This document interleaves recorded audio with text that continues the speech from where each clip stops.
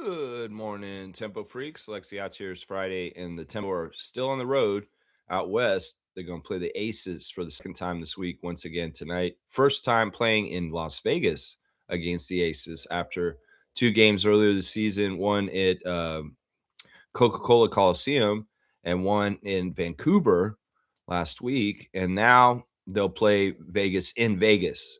And Vegas has the chance to sweep the season series by beating us tonight. That's very likely because I'm telling you right now, the injuries ain't getting no better for the Toronto Tempo as we get closer to the FIBA break. In fact, a few more players have been allowed to go back to Europe to get ready for their FIBA teams in the last 24 hours. So we're going to go over that right now.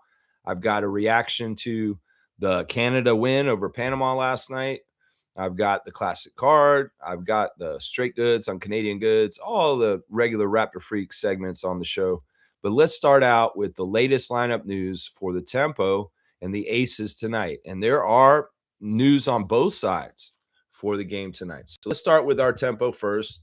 Now, it's really getting down to the bottom of the barrel. Of course, Brittany Sykes has been shut down for the rest of the year, and she is going to miss the rest of the games. So she's not going to be back tonight. Marina Mabry is not back tonight either. They're going to reevaluate her after the FIBA break to see if she will be able to play any more games this season.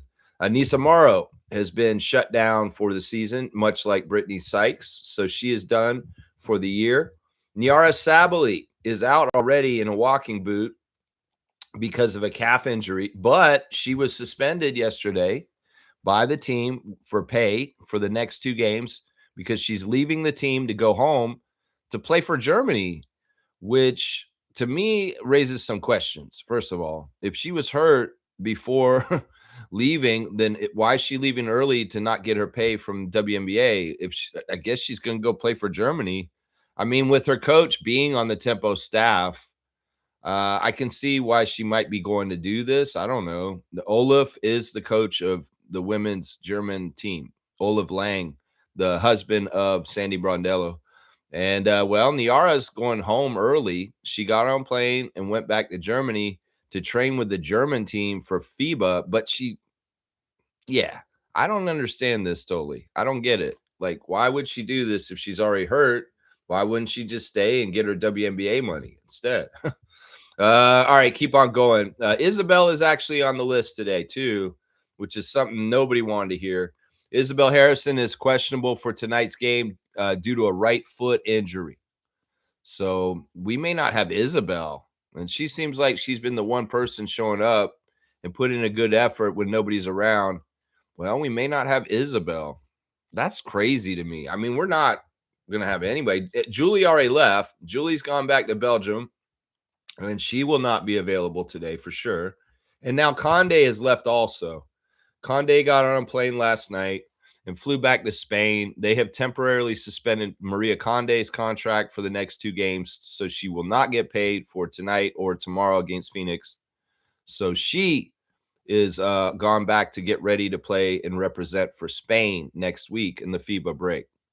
So, yeah, that's bad. So Conde and Harrison may be the next two that are out. Well, Yasketa is not going anywhere. She is still here, at least. Yasketa has not gone back to Lithuania like the other ones. So kudos to Laura Yasketa for actually being around. So who's left when we talk about them being so many outs? Well, Kiki Rice is going to be the leader tonight. We're going to need Kiki to show up big. Laura Yasketa, Temi Fagbenle, Kia Nurse, Ornella Bencol, Kiana Williams, Tiani Key, and Zay Green. So how many people is that? 1, 2, 3, 4, 5, 6, 7, 8. So we have 8 players available. Extreme hardship. And 8 players, and that's including Zay and Kiana. Holy macaroni. Ornella, Kiana, Tiani, Zay, man. And then, who's going to start? All right. I think the starters will be Kiki, Kia, Temi, Laura. Wow, because Isabel's out. Kiki, Kia, Tammy, Laura, and Ornella. Ornella Bencol is probably going to get her first start of her career maybe today, which is pretty interesting. Or maybe Tiani Key will get to start. I don't know. If Harrison's not playing, well, that's going to be a big deal. If Harrison plays, we got 9. If Harrison doesn't, we've got 8. We've got 8 players. Conde's gone. So Sabali wasn't going to play anyway. She's gone. Alamon's gone. Yeah. And Isabel's questionable for tonight now at this point. I know this is crazy. It's going to be the Kiki Rice show for sure. For sure. Maybe some Kia Nurse as the co-host. Oh my gosh. All right, let's go to the other side. Asia Wilson is on the injury list this morning, guys. Asia Wilson is questionable for tonight's game due to a head back injury. She's been dealing with a back issue over the last few days, and it appears she's also now dealing with a head injury. So, yeah, she had the back issue on Sunday when we played the Aces earlier this week, and she was questionable then, but she did suit up and play. But right now it's looking like maybe she's not playing today. I don't know. This is crazy. This is very interesting. So, yeah, maybe Asia Wilson, they probably don't need her, to be honest. They probably do not need her, to be honest, seriously. Let's see. Who else? There is bad news about Nalissa Smith. You know, in the last game we played against them, Nalissa took a very hard fall and twisted her ankle. And, well, she's out for the season now. The Aces announced yesterday that Smith will be sidelined for the rest of the season after suffering a non-contact left leg injury during Sunday's game against the Tempo. Yeah, Smith is out, and it looks like she may be out for the playoffs too. So that's no good. That is no good. They like having her as a a big next to Wilson in the starting lineup. And Smith, it looks like she's going to miss the rest of the season along with the playoffs, is what we're saying. Now, that was a non-contact injury where she stepped funny and she hurt her leg. You never want to see that. And I'm not happy to hear that Nalissa Smith is not going to be available for the Aces. I'm not happy for that. I'm not happy for Aces Nation either. Dana Evans is still on the injury list too. She was on it this past weekend. She's still questionable due to a leg injury. So she's missed 6 games now, and she's likely to miss her 7th game tonight. So Dana Evans, Asia Wilson, and Nalissa Smith on the injury list for the Aces. Otherwise, everybody else is available. Jackie Young, Chelsea Gray, Jewel Lloyd, Mai Yamamoto, you know, all them, Brianna Turner, they're all going to be available. Otherwise, Cheyenne, Parker, Tyus, yeah, all of them. Latson, Bell, Pissot, yeah. So, yeah, that's the latest lineup news for the Tempo and the Aces. Questionable for Wilson. Smith is out for the season. And Maria Conde has gone back to Spain, and she won't be playing tonight. But it was good that Maria played in the last game against Seattle. It was nice to see her return to the lineup after being out. But, yeah, Niara, Maria, Julie all took off. They all went home to go play for their national teams for next week. Yeah. This is going to be tough, especially if Harrison's out. Like, if Harrison is out tonight, man, the Tempo are going to have a rough game tonight. I'm going to say that right now. You know, Kiki can only do so much. The talent level on our side is not very high with all these people out. And Temi and Kia are good vets, but they're not in the, primetime players. And Kiki Rice is a primetime player, and she's the only one we got.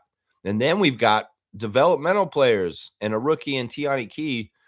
Oh, man, this is going to be tough. This is going to be tough. An extreme hardship, Kiana Williams. Oh, this is going to be tough. This is going to be tough. All right, let's go to the ref report. I'll tell you who the referees are for a game tonight in Vegas. First of all, our crew chief is number 26, Angel Kent. Angel Kent is not a ref I like at all.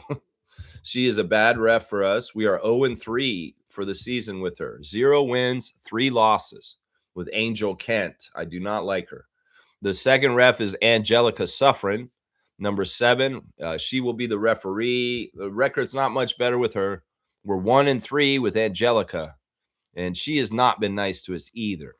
This third ref will be Ken Jones. Ken Jones, number 36, is the umpire. And well, he has not been kind to us totally either. 1-3 with Ken Jones. So the overall ref record for the game tonight is 2 wins, 9 losses. 2 wins, 9 losses. That is the record for tonight with the referees. Blah, 2 wins, 9 losses. Let's see what ESPN's got on their matchup predictor real quick as far as what they think the chances are for the Tempo versus the Aces. They are giving us a 12.5% chance to win. That's one of the worst ones this year. I'm not going to lie. 88% chance the Las Vegas Aces will be victorious tonight, and only a 12.5% chance for the Tempo. Yeah, that's about right, considering who's hurt and everything like that. That's about right. Unfortunately, that is about right. Oh, man. This is going to be a tough one. It's a late game, too. 10 p.m. Eastern is the tip-off. If you're going to watch this game, you're going to be up past midnight, but it is a Friday. So, if you want to, go right ahead. Go right ahead. Yeah, this is tough, man. I don't know how you deal with this. I feel like, I don't know. They came out with the schedule for the Tempo before we did our draft, right? I think. Or did they do that afterward? I don't know the time. I think it is after. That before they did the schedule first and then the draft second. Now we drafted a bunch of European players, and in some ways, this is something that Monica Wright Rogers and the front office of the Tempo should take into account. Is especially if they're going to give us a schedule that's crazy with 3 games and 4 nights right before the end of the FIBA break. If you have European players and you have a lot of games right before the FIBA break, like what's happening with us right now, these people are going to cut out like this. Now, just imagine if we had been a contending team for the playoffs. Just imagine if we were in a dogfight right now to try and make the last spot in the playoffs. And all of a sudden, Julie, Maria, and Yara just took off and went back to Europe with games that are mattering. Not in this situation where games don't matter. What would happen then? I understand in women's professional basketball, it's not necessarily like men's professional basketball, where an NBA team pays you so much, you really are kind of beholden to what they want. You ask them for permission to go play for your national team, and you don't have a summer team in the summer. You take the summer off. Now, women play in Fenerbahce and European leagues and other stuff on the off season for the WNBA. And then there's also Unrivaled, which is coming up. In fact, that's my Toronto Tempo Redditor of the day is Kerfuffles 80, who announced yesterday that Marina Mabry is returning to Unrivaled to play for Miami Lunar Owls. And well, I mean, this is what I'm saying. You may get crossovers of conflicts, especially with FIBA in the WNBA. What would have happened if the Tempo were not hurt this year and we were in a contention for that one of the last playoff spots, and all of a sudden our players just had to leave because of their national team commitments, like this has happened the last couple of days? That's a crazy situation. Would they have stayed and shown, well, we're doing something here in Toronto and we really want to make the playoffs in our first year and we have a chance? Or would they have taken off at this point like they did and kind of left us in a lurch in a bad place to try and make the playoffs? That's a good question. And in the future, I mean, I think it's really awkward that they do this FIBA break like this. I feel like if they hadn't had the work stoppage at the beginning of the year, maybe they should start the WNBA season earlier. But I guess it's can't be avoided. That September is FIBA time. And if they want to have a full WNBA season with 50 games starting next year, I think that's part of the rules with this new CBA is they want to do 50 games, 6 more on top of 44. And also the playoffs take a little while. It's not like, I don't know how they figure this out because this FIBA break is very awkward. It's very, very awkward. I know that hockey deals with this too. The NHL has weird breaks for international hockey. The NBA doesn't have this problem because in some ways the NBA gets built around itself. We'll take the All-Star break, but I don't remember times in the NBA where they paused the NBA season so that NBA players could go off internationally and play. I don't remember that. In fact, in those situations, the NBA players stay playing, and the teams get non-NBA players to represent the countries in those windows. That's kind of what happened last night, honestly, with Team Canada. But yeah, Kerfuffles is the redditor of the day for the Tempo, announcing that Marina will return to Lunar Owls for Unrivaled in this offseason coming up with the WNBA. Yeah, man, I get it. There's nothing to play for with the Tempo. You got to go home and get ready for Spain, Maria. I get it. I get it. It's just we got nobody to play. There's nobody coming out in the court. All right, let me check in with y'all in the chat and see what y'all are saying. Let me see what y'all are saying this morning. Trevor J saying this for his words of wisdom. There is no right time. There's just time and what you choose to do with it. Hey, there you go. Yeah, there's no right time. Actually, there's not even a thing called time. Time is an illusion. Time is a human construct. Time is a concept. I guess ancient civilizations needed some sort of way of marking things. They got a sundial. They started thinking about things like where the moon is. The moon's changing in the sky. In fact, today's a full moon. They had a full moon last night. In some ways, that's where the whole idea of time was derived, was from observing the sun and the moon and the shadows on the ground. And, in some ways, it got out of hand. Maybe it got used as a tool by capitalists to drive people to be productive for them, to make profits off of their wage, off of their labor. There's a couple ways you can look at time. Some ways, an old man with a long white beard sitting on a mountain in Asia may look at time completely than a young stockbroker rushing across New York City to get to the stock exchange to do their job. What the fuck is time, Trevor, anyway? Seriously. And who the hell's going to tell us what time is in the first place? It's up to you to decide. In some ways, I'm about deconditioning yourself from every bullshit lie and concept that they have taught us as kids. And time might even be one of them. What is time? Time is just time. Who cares? What do you do with it? It's your right. Do whatever you want. Be a tree. Just sit in the yard. It's fine. They're the ones that hype us up and say, you need to go do something. You need to go do something. You need to be productive. You need to do something that I can make money off of you. Don't fall for the conditioned bullshit. Time is an illusion. Let's just put it that way. Blessings to the Jones family, all the Raptor Freak families. That's right. Happy game day. Let's get back to winning tonight. Yeah, right. That shit ain't happening. This is not going to happen tonight. As much as I love the Tempo. I mean, this would be like the Jordan game with Damon Stoudemire and the Raptors in the first year. If we can beat the Aces tonight, it will help if Asia Wilson's not playing. That will help us to have a chance, but not really. Come on now. If she doesn't play, they'll just lean more on Jackie Young and Chelsea Gray, and they'll take us apart anyway. That's really kind of the scenarios I see. Maybe we had a chance against them on Sunday if Wilson had not played and we played just a little bit better, because we did play them well last Sunday. It wasn't a total blowout. We were competitive with the Aces, the champs, and shorthanded. But come on now. We're up against Becky Hammond. We're up against a veteran 3-time champion team in the last 4 years that knows how to close games, even if Wilson's out. And we don't know what we're doing. We have no idea how to land a plane. We could be flying around the airport trying to land a W, and we'll just continue to just pass over. It was like, you're cleared for landing, flight Tempo. Yeah, but we don't know how to land the plane. We don't know how to land it. We don't know how to land this plane on the tarmac to get a W because we don't know how. We don't have the expertise.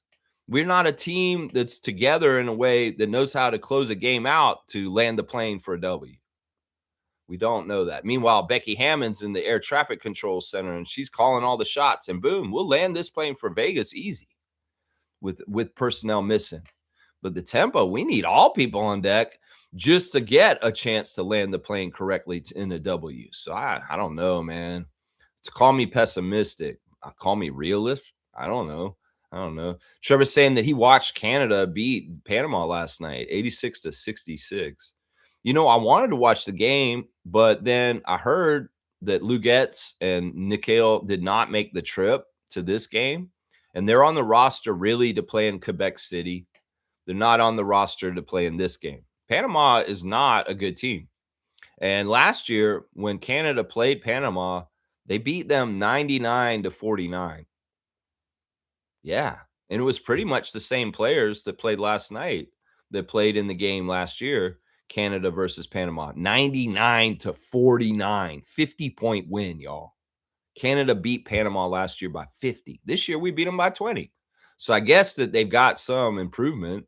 Yeah, Kelly Olynyk, the only NBA player playing for Canada last night. But is he even an NBA player at this point? The league might have passed on him, and he's like off in the sunset as a, past the NBA kind of guy. Let's go look at the box score though. Even though I didn't watch it, once I saw that Lugetz wasn't going to be there, I was like, man, I don't really care if Lugetz is not there. I want to watch Dort. I want to watch Nikhil. I want to watch the Atlanta Hawk Canadian players if they're going to play against Panama. But if they're not there, then in some ways it's like, yeah, I'm not going to try and dig up this game online and try and find a place to watch it. I'll just go ahead and look at the box score tomorrow. So that's what I did. Kudos to you, Trevor, for watching the game, though. But if you had a link, man, I wish you had shared it. All right, let's go. Let's see. Our leading scorer last night for Canada was Trey Bell-Haynes. Trey Bell-Haynes has been a stalwart for Canada, Team Canada, for years now. A steady guy who shows up and represents his country all the time. And he's been in that level where he makes the team with the NBA guys because he's that good. Of course, he's a G League legend, not a G League legend. He's a CBL legend, playing for the Niagara River Lions in the past, and also showed up for CBL games this year. I saw him at courtside for a couple Canadian Elite Basketball League games this year. But Trey Bell-Haynes, the leading scorer with 18 points on 8 of 14 shooting. He had 11 assists also. So just a fantastic game for him. He was a plus 12. So yeah, 8 of 14 from the field and 6 of 8. It's 2 of 6 from 3.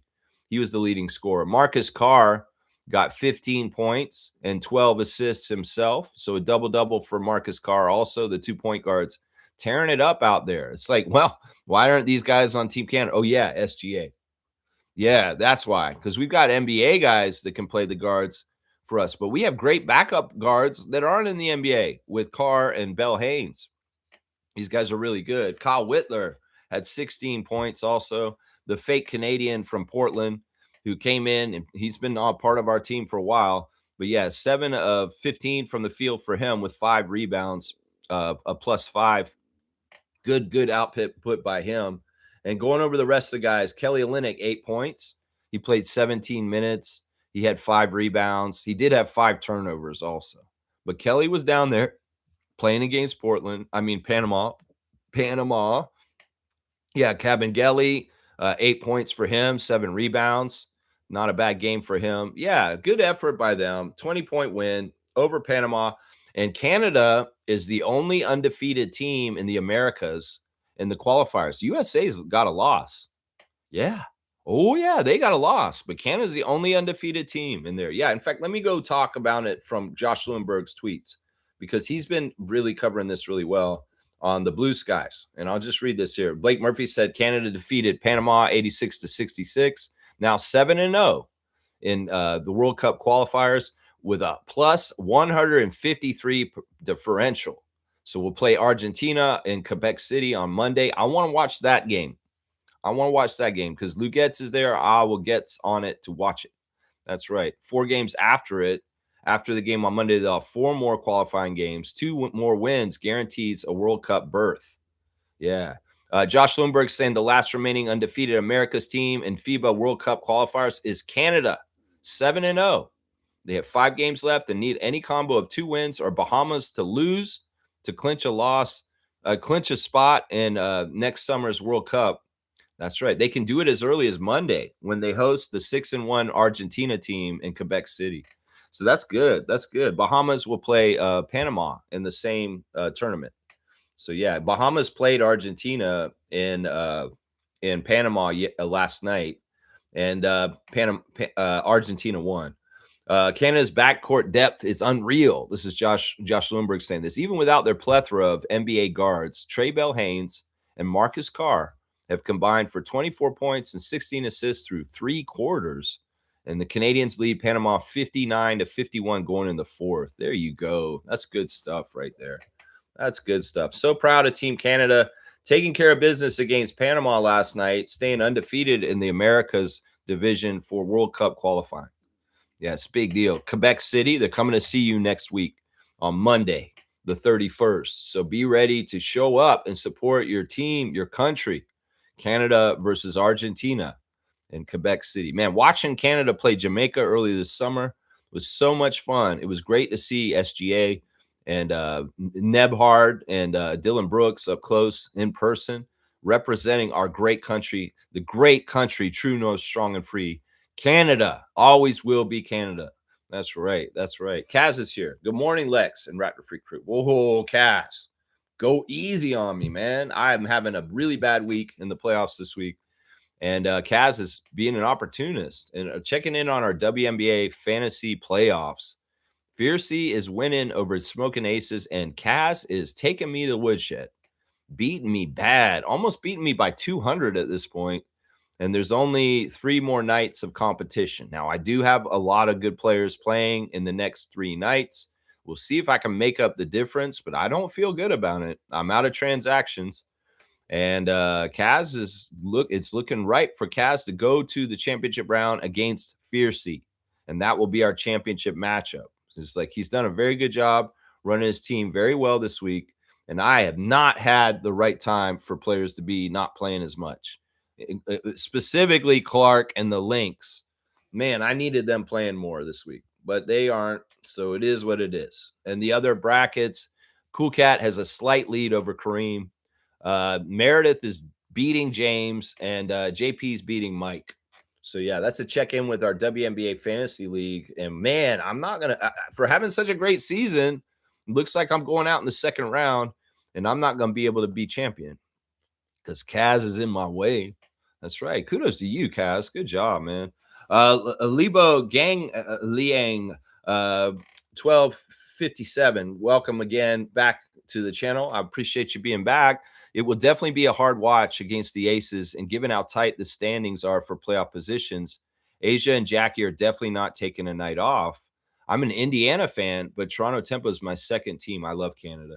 Well, we appreciate any Americans that are supporting our country in the middle of this bullshit that's going on with the child rapist that's running y'all's.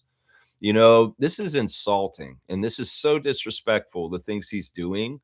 In some ways, it's like, look, you know, you can do whatever you want, but nobody's going to believe you or follow you with your bullshit about a lake, is what I'm going to say. But yeah, it's very disrespectful, not just to Canadians, because honestly, we didn't name the lake. It's disrespectful to indigenous people that have had so many travesties and traumas and wrongdoings by settler colonists that have come here. And Donald Trump is the epitome of the offspring of those awful kind of people. And he has the same mentality. So I wish Godspeed to the American people to get in the ballot box, vote all these turkeys out, and take your country back. Because listen, we can still be friends with you, but you cannot have that man around in charge. He needs to be in jail, honestly. And then maybe we can start talking about making friendships and trade pacts and good stuff happen between US and Canada. Because right now, it's not going to happen with the powers that be that are running your country. So if American people want to be okay with the rest of the world again, they have to change their government immediately, as fast as they can, because the damage that's being done to your world reputation is horrible right now. Not a lot of people are going to trust your country going forward. And it starts in Canada and it goes all the way around the world. It's not just us. And Americans, you're being lied to. The rest of the world's really disappointed with y'all. You are not the looked up to country anymore. You're actually a villain. You're actually an enemy to freedom, democracy, and people being able to be who they want to be. You guys are basically turning into Nazi Germany right now. So if you don't want to be Nazi Germany, you need to get rid of the Nazis. And the Nazis are MAGA.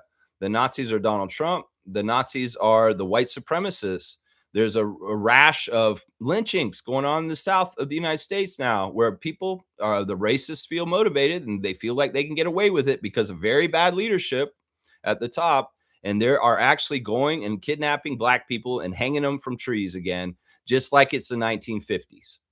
So I would say this, America, you're in a dumpster fire right now, and you need to do everything possible. We appreciate your support for the Toronto Tempo and our country, and stay strong. We will stay with you guys, the good people of America that are being held hostage by this bullshit right now. The whole world's being held hostage by this bullshit financially and all kinds of other different ways.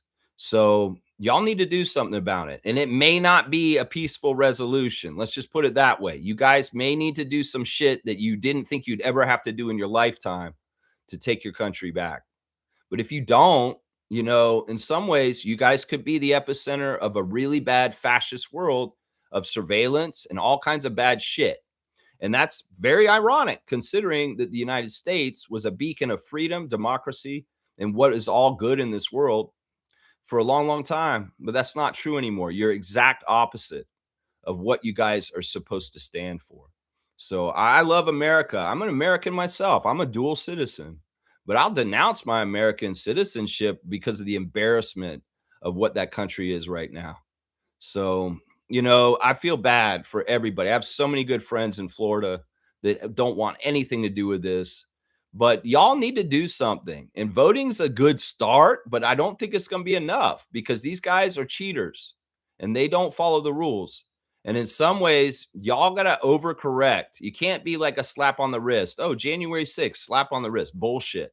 Y'all need to make examples of these people. You need to punish them to the fullest extent and make sure that nothing like this ever happens again. Because if you don't, it will. It will. And that's the lesson we learned from January 6th is if you don't punish people correctly to the point where you should be disqualified from even being in the position because you're a felon and and you called for an insurrection and you're a traitor and a treasonous person who had people attack the capital of the United States. I mean, I don't get this. Why aren't people more upset down in the States and doing something about it? Y'all are on, you're distracted by bullshit like celebrity gossip and all kinds of other distraction bullshit. So, man, this is serious shit. This is very serious shit. I agree with what Lebo's saying. The Aces are serious, and they're not going to take a night off and let us try and steal a game at the end of the season, especially when the playoff race is tight like it is. Absolutely right on that. Yeah, G saying this. Asia's fighting to grab that MVP and keep the top points per game spot.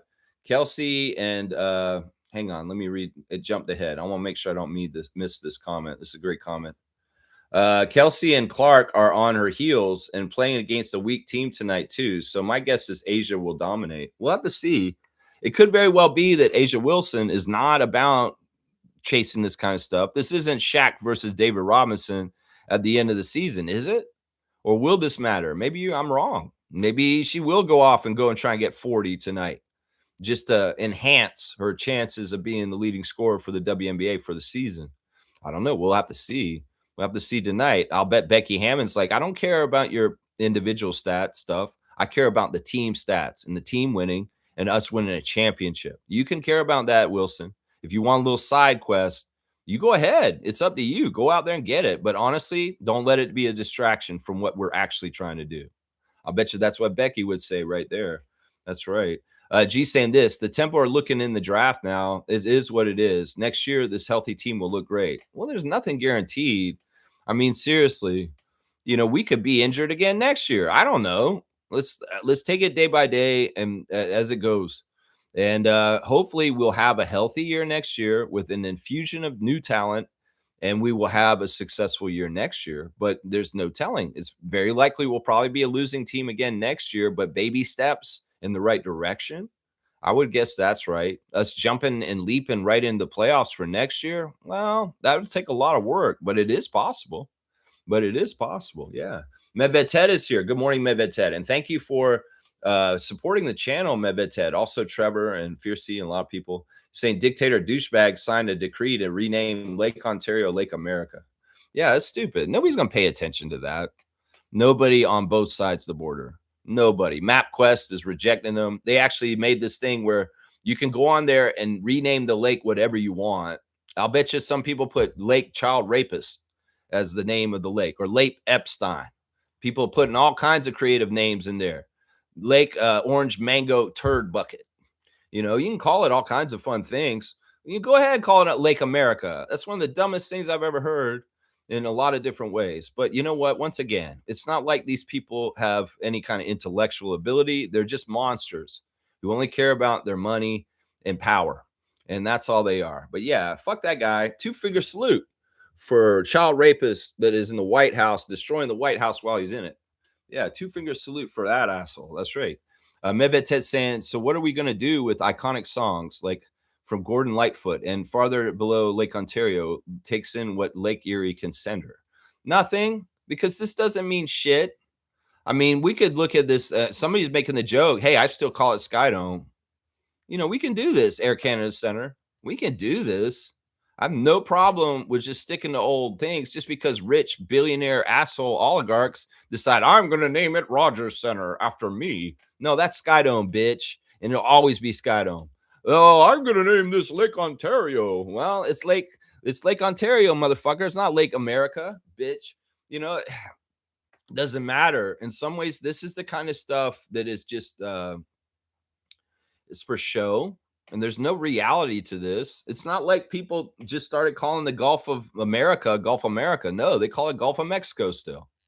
You know, it's the same kind of insulting bullshit. In some ways, we can refuse to take the bait. I don't care that he did that yesterday. Who cares? Everybody is going to call it Lake Ontario. It doesn't matter what he thinks. You know, seriously. It's not like, you can decree this shit over there like he's a king and some bullshit. But, you know, nobody takes this seriously. Come on. Let's be real here. Yeah, Smooth saying this. Good morning, Smooth. Thanks for supporting the channel. What's going on down south is like reading a Mad magazine. I know. It's ridiculous. But the sad thing is that they do have some true power, but they're so stupid, they'll squander it and they'll mess things up, like using all their missiles on Iran and running out and making the U.S. Less safe and being so aggressive with their Department of War. You know, this is what happens when you let adolescent males that, you know, their adolescent male mentality, like they're in puberty, little idiots that are all aggressive and dumb, and they never matured as adults, be in charge. Like, I'm an aggressive alpha male. I love Andrew Tate. This is that energy, this kind of bullshit. But this energy is so scared inside, in the shell of it. In the middle of all this crap is a scared little people that when you really break through and you tell them, they're destroyed because they're mentally soft. They really are. They really, really are down there. Yeah, it's crazy. It's crazy. Kaz is saying this. The WNBA, oh, he's fact checking me. I love it. The WNBA released the full 2026 regular schedule on January 21st, which was months before both the expansion draft on April the 3rd.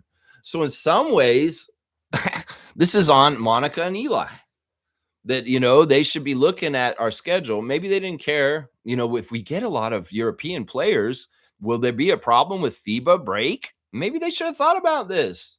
You know, if I'm in a front office of a basketball team, I'm thinking about every angle of everything. This is what I do. I can't help it. This is part of why I do this channel. I would, if I was working with Monica, I would have been telling him, you know, should we think about getting a bunch of Europeans and what could happen around FIBA break at the end of the season and we're trying to make the playoffs? Should we think about that? I don't know. It's first year. It's not likely. So maybe they didn't mind that gamble and they did think about it. Maybe they did think about it and they're like, who cares? We just want good talent from Europe and get a hold of them.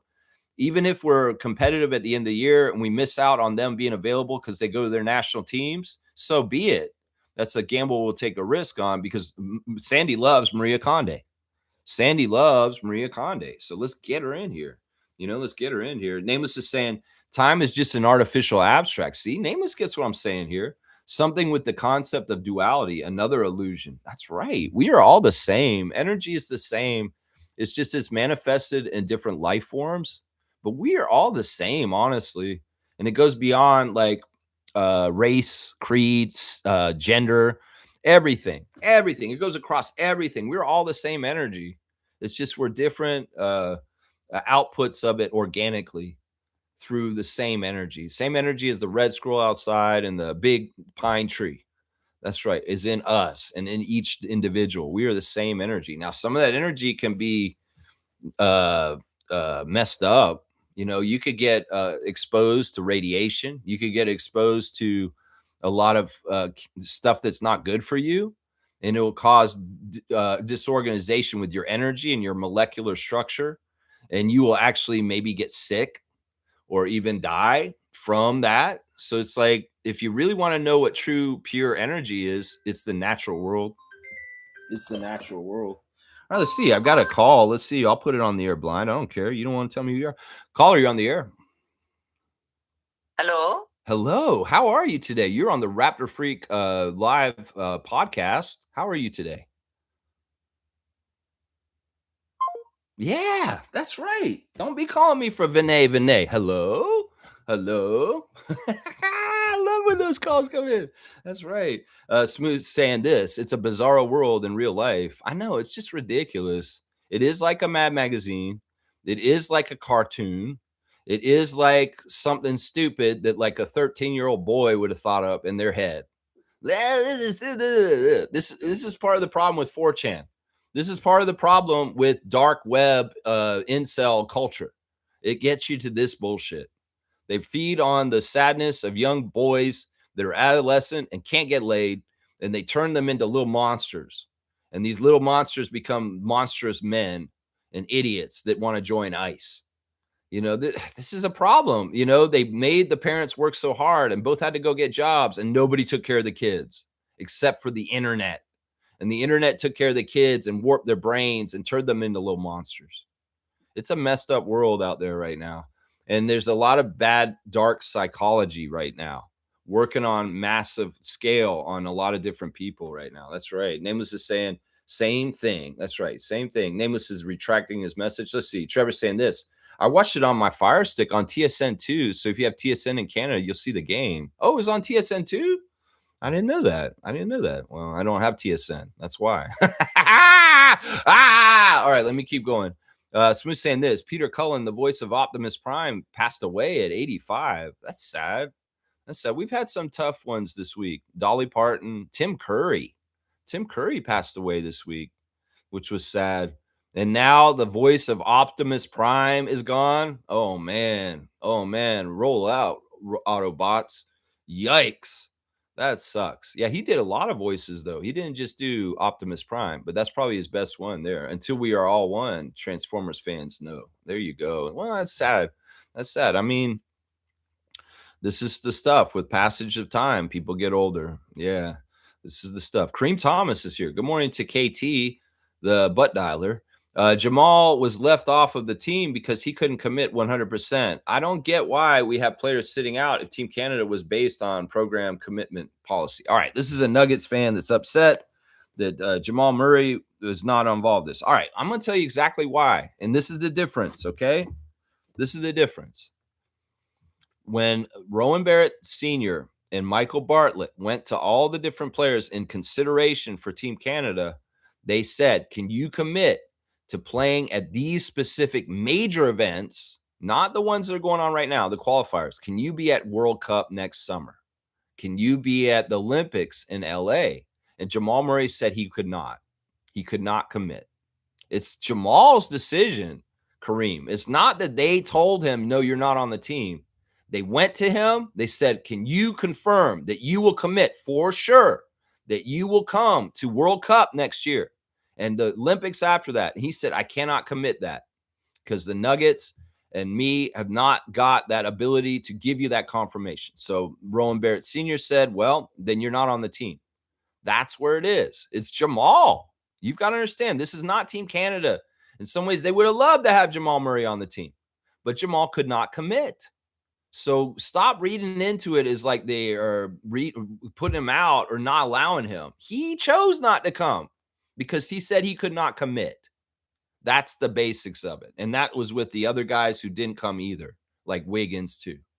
Because in some ways, these guys couldn't tell for sure, oh, if I'm healthy and it's the summer and it's World Cup or Olympics, I will be there. He couldn't commit, Kareem. Stop looking to point the fingers at Team Canada. Jamal Murray made the decision. I hope you know that. Okay. Can you understand what I'm saying? Look, these are early qualifier games. These are not essential games like the ones that they're asking for the commitment over the 4-year period. See, this is the thing. This is actually a 3-year period. They're asking for a commitment for a couple summers and not this summer, not this game today, yesterday. These are commitments for next summer and then for the Olympics in 2028. So he couldn't commit to next year. He probably couldn't commit to the World Cup. He'd probably say, yeah, I'll be there for the Olympics, but I'm not going to do World Cup, guys. Sorry. And then Roy's like, well, if you're not going to do World Cup, I'm sorry, you can't go. It's just like that. You can't think that, oh, they're being discriminatory or people are sitting out or something. No, this is exactly what it is. What I just said right here. Sorry, just riding for my nugget Canadian. Well, listen, I'm going to say this once again. Jamal Murray maybe at one time showed up for Canada and he looked good, but he didn't at the Olympics in Paris. And in some ways, I don't want somebody half-assing this shit. If he's going to show up, he better play to his fullest ability and not come out all smiley and laughing and half-assing his game because, you know, he half-assed in Paris. And in some ways, that may be part of why they asked him to commit too. You better be serious. You better come all out. You can't come half-assing because Jamal half-assed Paris. Let's just put honest. He half-assed Paris. And maybe if he was just a little bit hurt too, that's an excuse, sure. But he half-assed Paris. And without a full commitment, if he's not going to do it like RJ Barrett, if he's not going to do it like SGA, then he's not coming. That's it. That's it. In some ways, they're built different because in some ways they went through the program with Rowan up through from teenage years, like 12 years old, 13 years old. Shea, Andrew Nebhard, RJ Barrett, Dylan Brooks were putting in work for RJ's dad already before they were anywhere near the NBA. They were being groomed to be Canadians on the Canadian national team. And well, Jamal, I guess he lost the assignment and he's not as committed as those guys because those guys were committed since preteen. Okay. And that's a difference right there too. That's a difference right there too. These guys are serious. SGA is one of the best players in the NBA.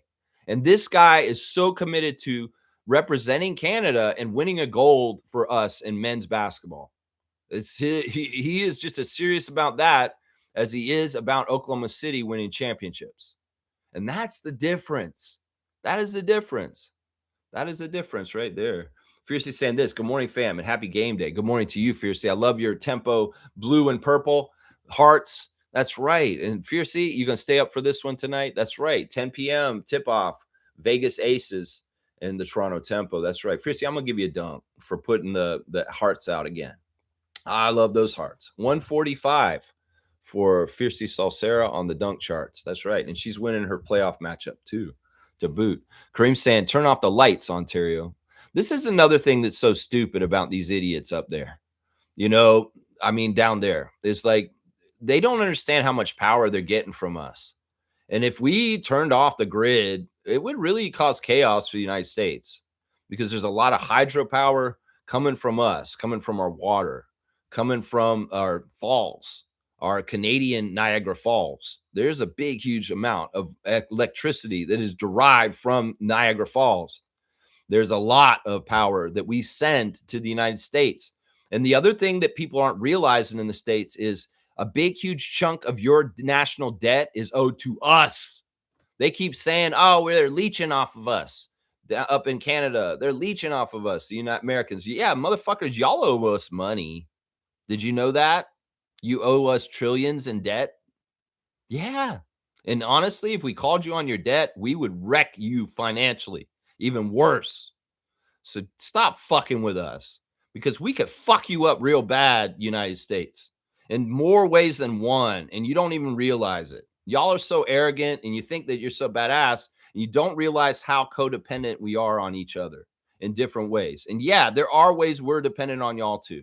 I will admit it, but y'all are fucking smoking meth now and you're not in your right mind. So in some ways, look, we are trying to work with you, meth head smoking roommate, but you're fucked up and you're being aggressive and you're being an asshole. So you know what? You didn't pay your part of the electric bill. No lights for your room, motherfucker. That's right. And you know what? I want that fucking $1,000 that you owe me. Yeah. Yeah. You owe me some money. You got to pay me that money. I don't give a shit if you got to eat this month. You better pay me that $1,000 you owe me right now. Yeah. This is if they were roommates, Canada and United States. This is the kind of thing you shouldn't have taken up smoking crack and raping children, America. Seriously, I'm going to call the police on you for your Epstein bullshit. Yeah, we know what you're doing in there with underage girls, America. That's right. That's right. That's right. KT saying this is the perfect time for Canada to cut themselves away from America. Yeah, let's see. I jumped ahead. Until the lunatic is out of office, the perfect time to become independent and shake hands elsewhere. This is why I do the straight goods on Canadian goods. This is why Mark Carney is making new deals with other countries around the world, and we are moving in a more independent direction. In some ways, it's just like a woman who's in a relationship and the man's abusive, and all of a sudden, well, I'm going to go and do things on my own, and I'm an independent woman, and I don't need you anymore. And that guy's like, oh, and he's like, oh fuck, I've got a woman scorned, and she's going to go do it for herself now. That's kind of what this is, seriously, because we're going to do it for ourselves, and in some ways the United States fucked up such a good thing for their economics and their companies that like to deal with Canada. No, fuck all that. We don't want to buy your shit up here anymore. McDonald's, Starbucks, Target, Walmart, all you motherfuckers. Boycott all the American corporations up here. If you really want to be a true good Canadian, you're doing that right now. You're doing that right now. That's right. We can do things with other people. In fact, straight goods on Canadian goods. I'm going to bring you a product from Finland. Finland's a great ally to Canada still. And they have a company called Panda Licorice. That's right. This is from Finland. Panda Licorice. This is black licorice. Some people don't like that taste. I do. And Panda Licorice has a long tradition. It was founded in Vaajakoski in 1927. They've remained firmly rooted in central Finland ever since. Nature is at the heart of Finland, where we enjoy never-ending summer nights and beautiful forests dusted with snow in the winter. Being surrounded by the beauty of Nordic nature inspires us constantly, which is why we keep the ingredients in our licorice as simple and natural as possible. Y'all, I love this licorice. You know, Panda has got different flavors. They got red raspberry. They got all kinds, strawberry. This is the black licorice. But yeah, this is straight up from Finland. This has nothing to do with the United States. And, you know, they're a good trade partner with us still. So, yeah, I'd say go get some Panda licorice. If you see it around the store somewhere where you're at, know that you're buying a Finnish product from Finland. That's kind of cool. So there's your straight goods on anything but American goods. Finnish licorice. There you go. Panda. Panda is the name brand.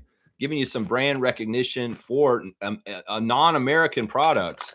Because honestly, every little thing we do, every little dollar we spend away from it, and we spend in American, not on American, but on Canadian companies and other companies from our allied countries, it's good for those countries and our country. So let's stop feeding the idiot downstairs with the bullshit and stop supporting their country economically. Seriously, we got to do this. That's right. That's right. Just a Guest is back. Good to see Just a Guest too. That's right. That's right. Fiercely saying, even if Asia doesn't play, I have a good lead on my fantasy matchup. Yeah, you're all right this week. Last week, you were a little in trouble and you needed her on Sunday. But if she doesn't play tonight, you're probably all right. You've got a good lead on Smoking Aces. So you should be pretty good. You're exactly right. That's right. Smooth saying this. Canada has no choice but to reinvent ourselves. We've already been working on this. We knew this as soon as January of 2025 hit. We knew this. We've been doing this for a year and a half already. We've been diverting a lot of stuff. We've made deals with Saab for military stuff. We've made more trade deals with India and Europe and Japan and our allies, our true allies. We've been diverting a lot of things that we would normally do with the United States to other places. And our economy is growing right now. We have added jobs. They're losing jobs crazy down south. We are adding jobs in Canada. Our GDP is going up. We are financially doing better since Trump caused this whole problem. We woke up and we are supporting our country better instead of just blindly spending money on American corporate products. We're absolutely making a difference, but you won't see this in the news. You won't hear this from people. You can go and ask financial people and they tell you, yeah, Canada's doing great right now. We are doing fantastic. The States is going down a fucking toilet shitter. because their leader is awful and he's turning off everybody so nobody wants to do business with them. So that's the truth right there. That's the truth. We're already reinventing ourselves and we're already stronger a year and a half in, and we will continue to get stronger. Seriously, the more we all make micro decisions about what we spend our money on. It could be as simple as getting gas at Petro-Canada instead of Shell or Esso. It can be as simple as instead of going to Starbucks, you're going to Second Cup. Instead of going to McDonald's, you're going to A&W. Instead of going to Pizza Hut, you're going to Pizza. There's a Canadian company that you can support instead of whatever your American favorite is. And if you do it, it'll be a big, huge difference. Think about what you drink for soft drinks and get the fuck away from Pepsi and Coca-Cola and go get something that's healthier. Maybe you start drinking some natural spring water from Canada, from a Canadian company like Ice River. There's so many choices. No more Frito-Lay, no more Ruffles, no more of that Doritos bullshit. Go get Covered Bridge. There are so many good Canadian alternatives to American huge corporate products that is hurting them because they were just used to getting extra sales from north of the border. Well, we cut that off. The people in those companies feel it and they get mad and they start coming at their own government saying, you're bad for business, you child rapist piece of shit. You are bad for business. And they start getting into the movement against the very horrible leadership of the United States right now. So that's the thing. If we want change, we can make change happen economically if we really are determined and disciplined about where we spend our money. This is a big part of this right here. That's right. This is a big, big part of this. That's right. Smooth saying, idiot child rapist has no authority to rename Lake Ontario. The name predates the U.S. and Canada. Yeah, he doesn't. It's all for show. It's all this dumb thing like he's doing for his very sick, psychotic, racist ass base that's very small. It's not as big as they try and make it seem like. It's not as big. Trust me. There's a lot of people that are dumb and low IQ that are still following him. They're mostly racist. That's why they follow him, because they love hurting brown people with ICE and causing people, that are woke or progressive to be upset because they're doing such crazy things. They get joy off of destruction, misery, trauma, hatefulness, lynchings, tearing parents away from their children, like ICE is doing right now. They enjoy this shit, and they have the audacity to call themselves Christians and pro-life people. You are fucking monsters. You are fucking the modern day Nazi party, you pieces of shit that follow a child rapist it's proven. There's evidence he's a child rapist. And I'll keep calling him a child rapist because that's what he's fucking is. If they're not going to mainstream this shit, I'll say it every day on my channel and instead of his name. I won't say his name. I'll say he's a child fucking rapist because he is. Because he is. And people in the States know this. The people around the world know this. Yet he's still allowed to do what he's doing right now. Where is the American libertarian that says, not take my guns? No, I won't live under a dictator. No, I won't live under this. Where are y'all? Y'all said all this shit for years, and you're not standing up to save your government now. You liars. You fucking cowboys that thought you're badass. I need all my guns at home just in case the government goes wrong. Well, your government went wrong. What are you doing now? What are you doing now? Huh? What are you doing now? You ain't doing shit. Oh, I'm racist. I forgot. I'm racist too and libertarian. So I don't care what they're doing because it ain't hurting me. It's just hurting the Mexicans who shouldn't have been here in the first place. I'm telling you, man, if you run with Donald Trump and you run with what he's doing, you're racist. You're just a straight up racist at this point. You seriously are. Seriously. I mean, they're doing shit like there was a guy that was in the army for the US. It was a black man who was a hero, and they disregarded him when he did shit as a war hero, and he got his name put on an aircraft carrier. They named an aircraft carrier after this guy later on when they were like, man, we overlooked him at the time when he was alive, and we didn't really give him his proper due because he was a black man. And now the racist ass Trump White House is renaming the carrier that's renamed after this African-American hero that was a war hero, way more important to the United States militarily than old Bone Spur motherfucker. Yeah, he's a racist. He's gone around and done things very provoking to people of color across the United States whether it's trying to whitewash the history of slavery, whether it's trying to change any kind of programs that help African American people in the United States.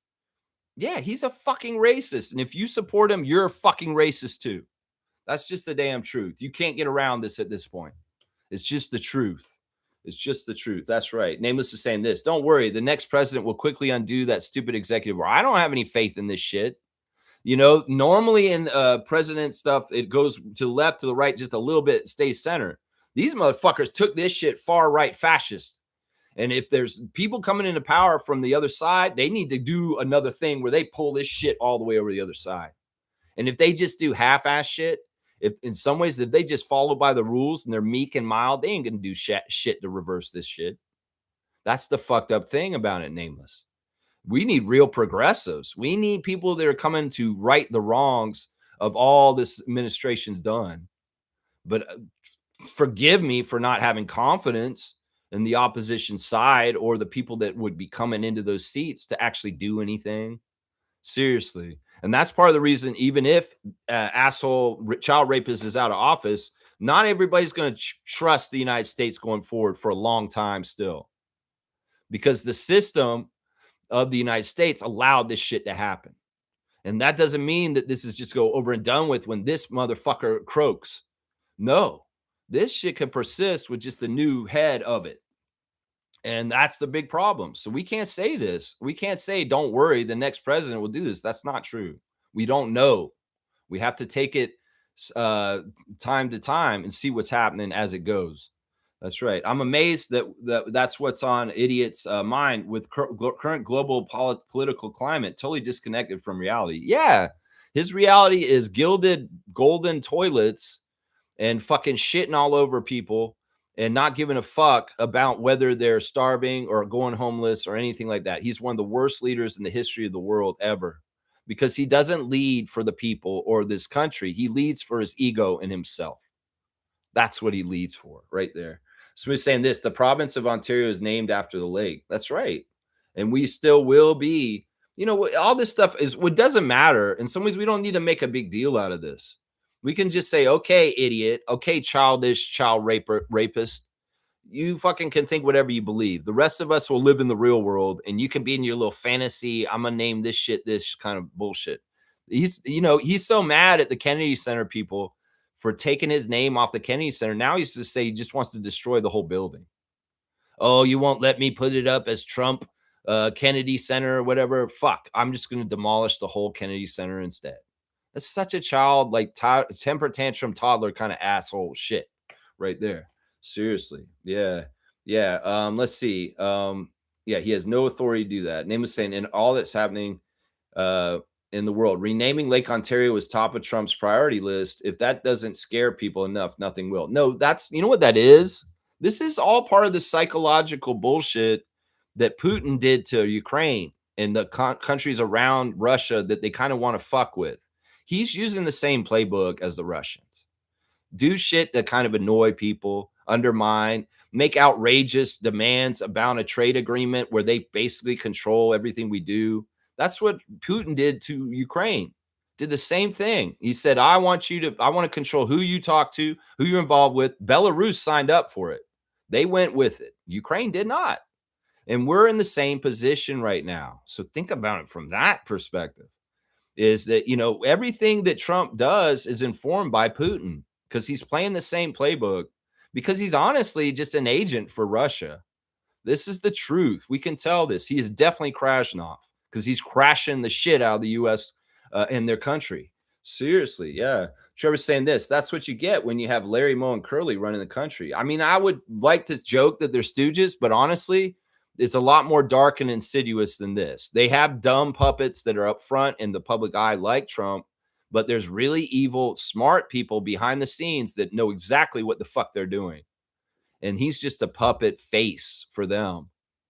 People like Peter Thiel and Ellison and Musk, those are the real problem people right there. And it's not that Musk is that smart either. It's just that these people are in positions of power and they have some really fucked up goals.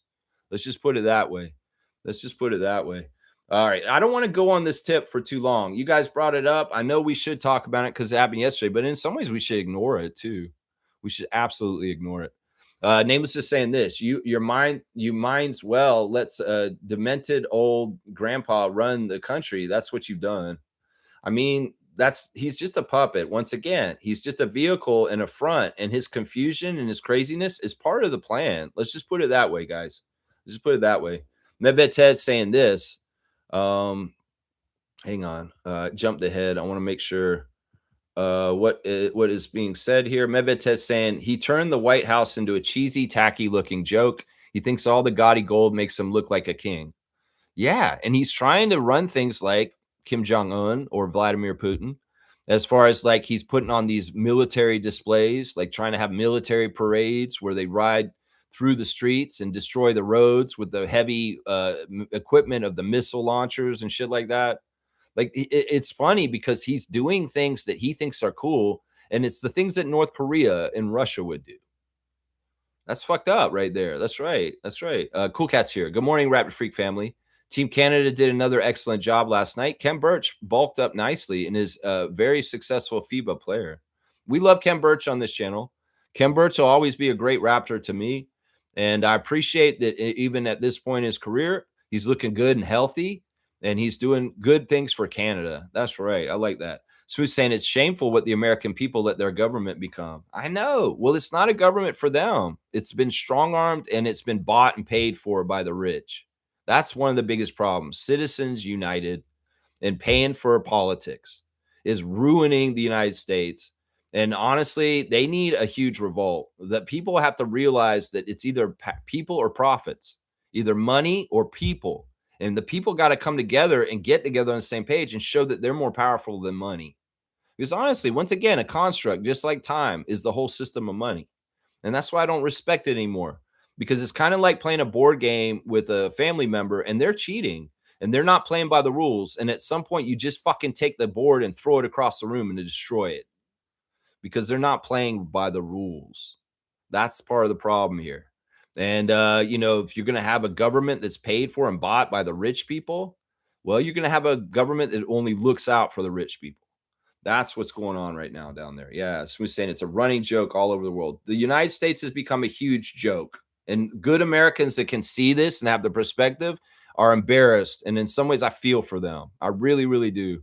Reggie's saying this. I feel for my family who live there. I really do. I feel for all my old high school friends that are in Florida still. I feel for really good people that do not want any of this kind of stuff going on. They're horrified by ICE. They're horrified by just like the total dereliction of duty to what government is supposed to be. That's it right there. Seymour saying this. I cut my ties with them once. Orange man went into power. I will never travel there for nada, nothing. Zip, keep a tight lip, elbows up north over everything. There you go. Yeah, and this is a tough situation for me, considering my parents and my brother and his family live in the States, and I do not ever want to go back there. So how the hell does that work? My parents are here right now, thank God, and they're actually considering moving back to Canada right now. They are. They're literally thinking about selling the condo that they got that's supposed to be the retirement condo in Atlanta and packing it up and coming back to Canada because they just do not want to be a part of it anymore either. That's how bad it is. They're not really wanting to live in the same city as their grandchildren anymore. Now, granted, my niece and nephew are going to be older teens soon, and they're probably going to be going off to do college and things like that soon.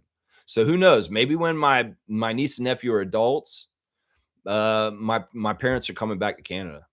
I could see this. I could see this happening. Because nobody wants to do anything with this. I'm annoyed with Adriana just because she has to go to her cousin's wedding in Buffalo. I'm annoyed by that because I don't want her going to the States. I don't want her crossing the border. I don't want her going over there. She came back and she's like bragging about Kit Kats they had over there. I just fuck that shit. We can get you that Kit Kat here. I know a place in Kensington. We can get you the special Kit Kats here. And anyway, that's an American company once again. We'll say that. That's right. That's right. Astro from afar. Good morning. Welcome to the channel. Thank you for subscription. Hey, Raptor freaks and Tempo fans. Will be a rough back-to-back stretch, but hopefully we can show some heart out there. Yeah, that's all we can ask. Thank you for the great comment. And yeah, the back to back is grueling. Like it is really kind of devious making the schedule like this for the tempo right before the FIBA break. You know, 3 games in 4 nights is not easy. We got the Seattle game done, and it's on the West Coast too. And it's like, Seattle to Vegas, to Vegas to Phoenix, and playing Phoenix tomorrow. That's a grind, but at least the finish line afterwards is there. You play the Phoenix Mercury game, and you're going to get a nice 2 weeks off if you're not playing on a FIBA team. And that may be very helpful to Marina Mabry. That may be very helpful to Yescada, who's played every game for the Tempo this year. So yeah, this is a tough thing. And Sandy and the players would tell you this is part of the WNBA. Everybody has to deal with back to backs. And in some ways, we're not complaining. We're going to come and do our job, and we're going to do what we can. That's it right there. Astral, thank you for the comment. Fantastic. Nameless is saying this: we supply like 95% of American energy, natural gas, and clean water. We also supply a lot of lumber for construction. We also supply, a lot of beef. We supply a lot of different things for them, and that's the thing that they aren't saying. They'll say it's all one sided and we're only a leech off them. That's bullshit. Trust me. Trust me. There are things, there's stuff that we're doing for each other, but we're disentangling it more and more because of the situation now. We really are. Yeah. To make it like America only needs bacon and maple syrup from Canada, it's just a propaganda scheme. Oh, yeah. It's actually kind of like WWF wrestling. Let's make a caricature of Tito Santana from Mexico. And this is what a Mexican guy is. This is the Iron Sheik. This is what an Iranian is. It's this kind of shit. Oh, it's all beavers and mooses and maple syrup up there. Yeah, bullshit. It's also electricity, lumber, and a lot of other fucking things y'all depend on down there. And yeah, we'll cut off those supplies. And yeah, you see what the fuck happens. Seriously, I'm not worried about tariffs because I don't need to buy American products. Seriously, I'll buy cheaper Canadian products. In some ways, your dumbass has done this. Another thing that's happened in the last year or so because of the war in Iran that he started, that he didn't need to start, the whole rest of the world is starting to buy way more electric vehicles. If there was some sort of plan by Trump and the fossil fuel companies to really ensconce that fossil fuels can't go away, they have to be gas-powered cars. Well, they're fucking that up. And I predicted this when this happened with the Strait of Hormuz, that when oil prices go up, well, the consumer will pivot where they're buying, and they're buying electric vehicles. The rest of the world, other than the United States is not doing this because they have Ford and people kissing the ass of Trump and trying to go with his mandates. But the rest of the world, apparently the electric vehicle market has been supercharged, is what they're saying. That there's more and more people other than the United States, including here in Canada, they are doing it here, are buying electric vehicles to pivot away from fossil fuels because of the rising prices of oil. So it's a really weird, interesting reaction to this situation. And in some ways, the fossil fuel industry needs to be worried. And that's why they pay so much money for lobbyists and control of government contracts and what they're going to do. And that's why here in Canada, we need to continue to fight against possible pipeline, Keystone Pipeline. Why the fuck would we do that now? In some ways, the Keystone Pipeline's owned by Americans, and it would run through our environment and destroy our environment, and they'd get all the profits down there. So why the fuck would anybody in Canada support a cross-country pipeline that helps the U.S. at this point? Mark Carney, if you are still thinking about reviving the Keystone XL pipeline, you need to fucking reconsider and consider the current state of things. Seriously. That's what I would say right there. That's right. That's right. Astral saying may not be a U.S. Canada citizen, but changing the lake is such a silly decision. It's not even like anything. It's just him talking to himself in a mirror. Nobody gives a shit about this. But I appreciate you as somebody who's not either citizen. You're a Tempo fan. That's awesome. I love that. Let's go Tempo. That's right. Reggie's saying this: I don't travel there either. I feel more welcome in China than I do in the U.S. Yeah, that's the crazy thing right now. You're probably safer in some ways in Central America than United States at this point. Seriously, there's probably crazy ass places like Honduras and Panama, certain parts of Mexico And you're probably safer in those crazy cartel areas than you are in the United States in certain areas now. And I'm not talking about inner cities. I'm talking about airports. I'm talking about just walking down the street. And if you're brown, I'm talking about if you have any kind of passport and you're trying to cross the border, you may be in trouble, even if you're a white person, because they're fucked up. In some ways, they're doing law enforcement by quota, and they have to catch a certain amount of people, ICE does, to keep a government contracts. That's never the right way to do law enforcement. So we need a quota. You have to catch 20 speeders at this speed trap by the end of the day, Cletus, because we need to get our revenue for our small town here in Georgia. You know, it's that kind of shit, but on the level of incarceration and people and getting, Trump brags about it. We're going to imprison 1,000 people a day through ICE every single day. It's probably way more than that. And people will cheer him on and think that that's great. No, that's awful. That's fucking Auschwitz shit. Seriously. People get mad. What, you just said Auschwitz? Bro, it's the same kind of behavior. And you don't know how many people they're killing in the ICE facilities because they're hiding it all. Seriously. You know, there's a lot of weird stuff going in the ICE facilities that is not right, and they're not having any oversight. So, an example of what the Nazis did with the Jews in Nazi Germany is not that far off from what ICE is doing to Hispanic people in the United States. It's not that far off. That's right. That's right. That's right. Yeah. Yeah. Kareem saying Lex calling the US a meth smoking roommate. Laugh out loud. You like that? You like that? You want me to get a dunk for that? Yeah. I'm going to do it. Does this entertain you? Am I not entertaining you? All right. I'll take a dunk for that one. I got 48, just like Eddie Murphy had hours. That's right. I got 48, just like Eddie Murphy had hours. That's right. That's right. 48. Let's go. Let's see. Smooth saying it saddens me greatly. It really does. I mean, listen, we can't let this guy have any more control over our lives, as little as possible, because really, seriously, he doesn't. It's all part of the big buffing up. Like, oh, I'm so big and bad. I have the power to change the name of a lake. That doesn't mean jack shit. Who gives a fuck? Let's reject them on a global level. I'm sure most of the people around the world are laughing at this and think that he's a joke. And Lake Ontario is Lake Ontario. It's as simple as that. Seriously, it's as simple as that. Cream saying, "Give me my $1,000. I don't care if you got to eat." Oh my God, I'm fucking dying, bro. You love that little comparison there. Yeah, Canada and US are roommates, and this motherfucker's been bringing home an underage girl and having sex with her in the other room, and we're about to call the police. That's what we're doing. That's the roommate situation right there. That's right. That's right. Oh my God, I'm fucking dying, bro. You like that one? That's really good. Names is saying America's profiting billions of dollars from Canadian goods and services, while at the same time calling us beggars. Laughable. Like, who actually takes them seriously?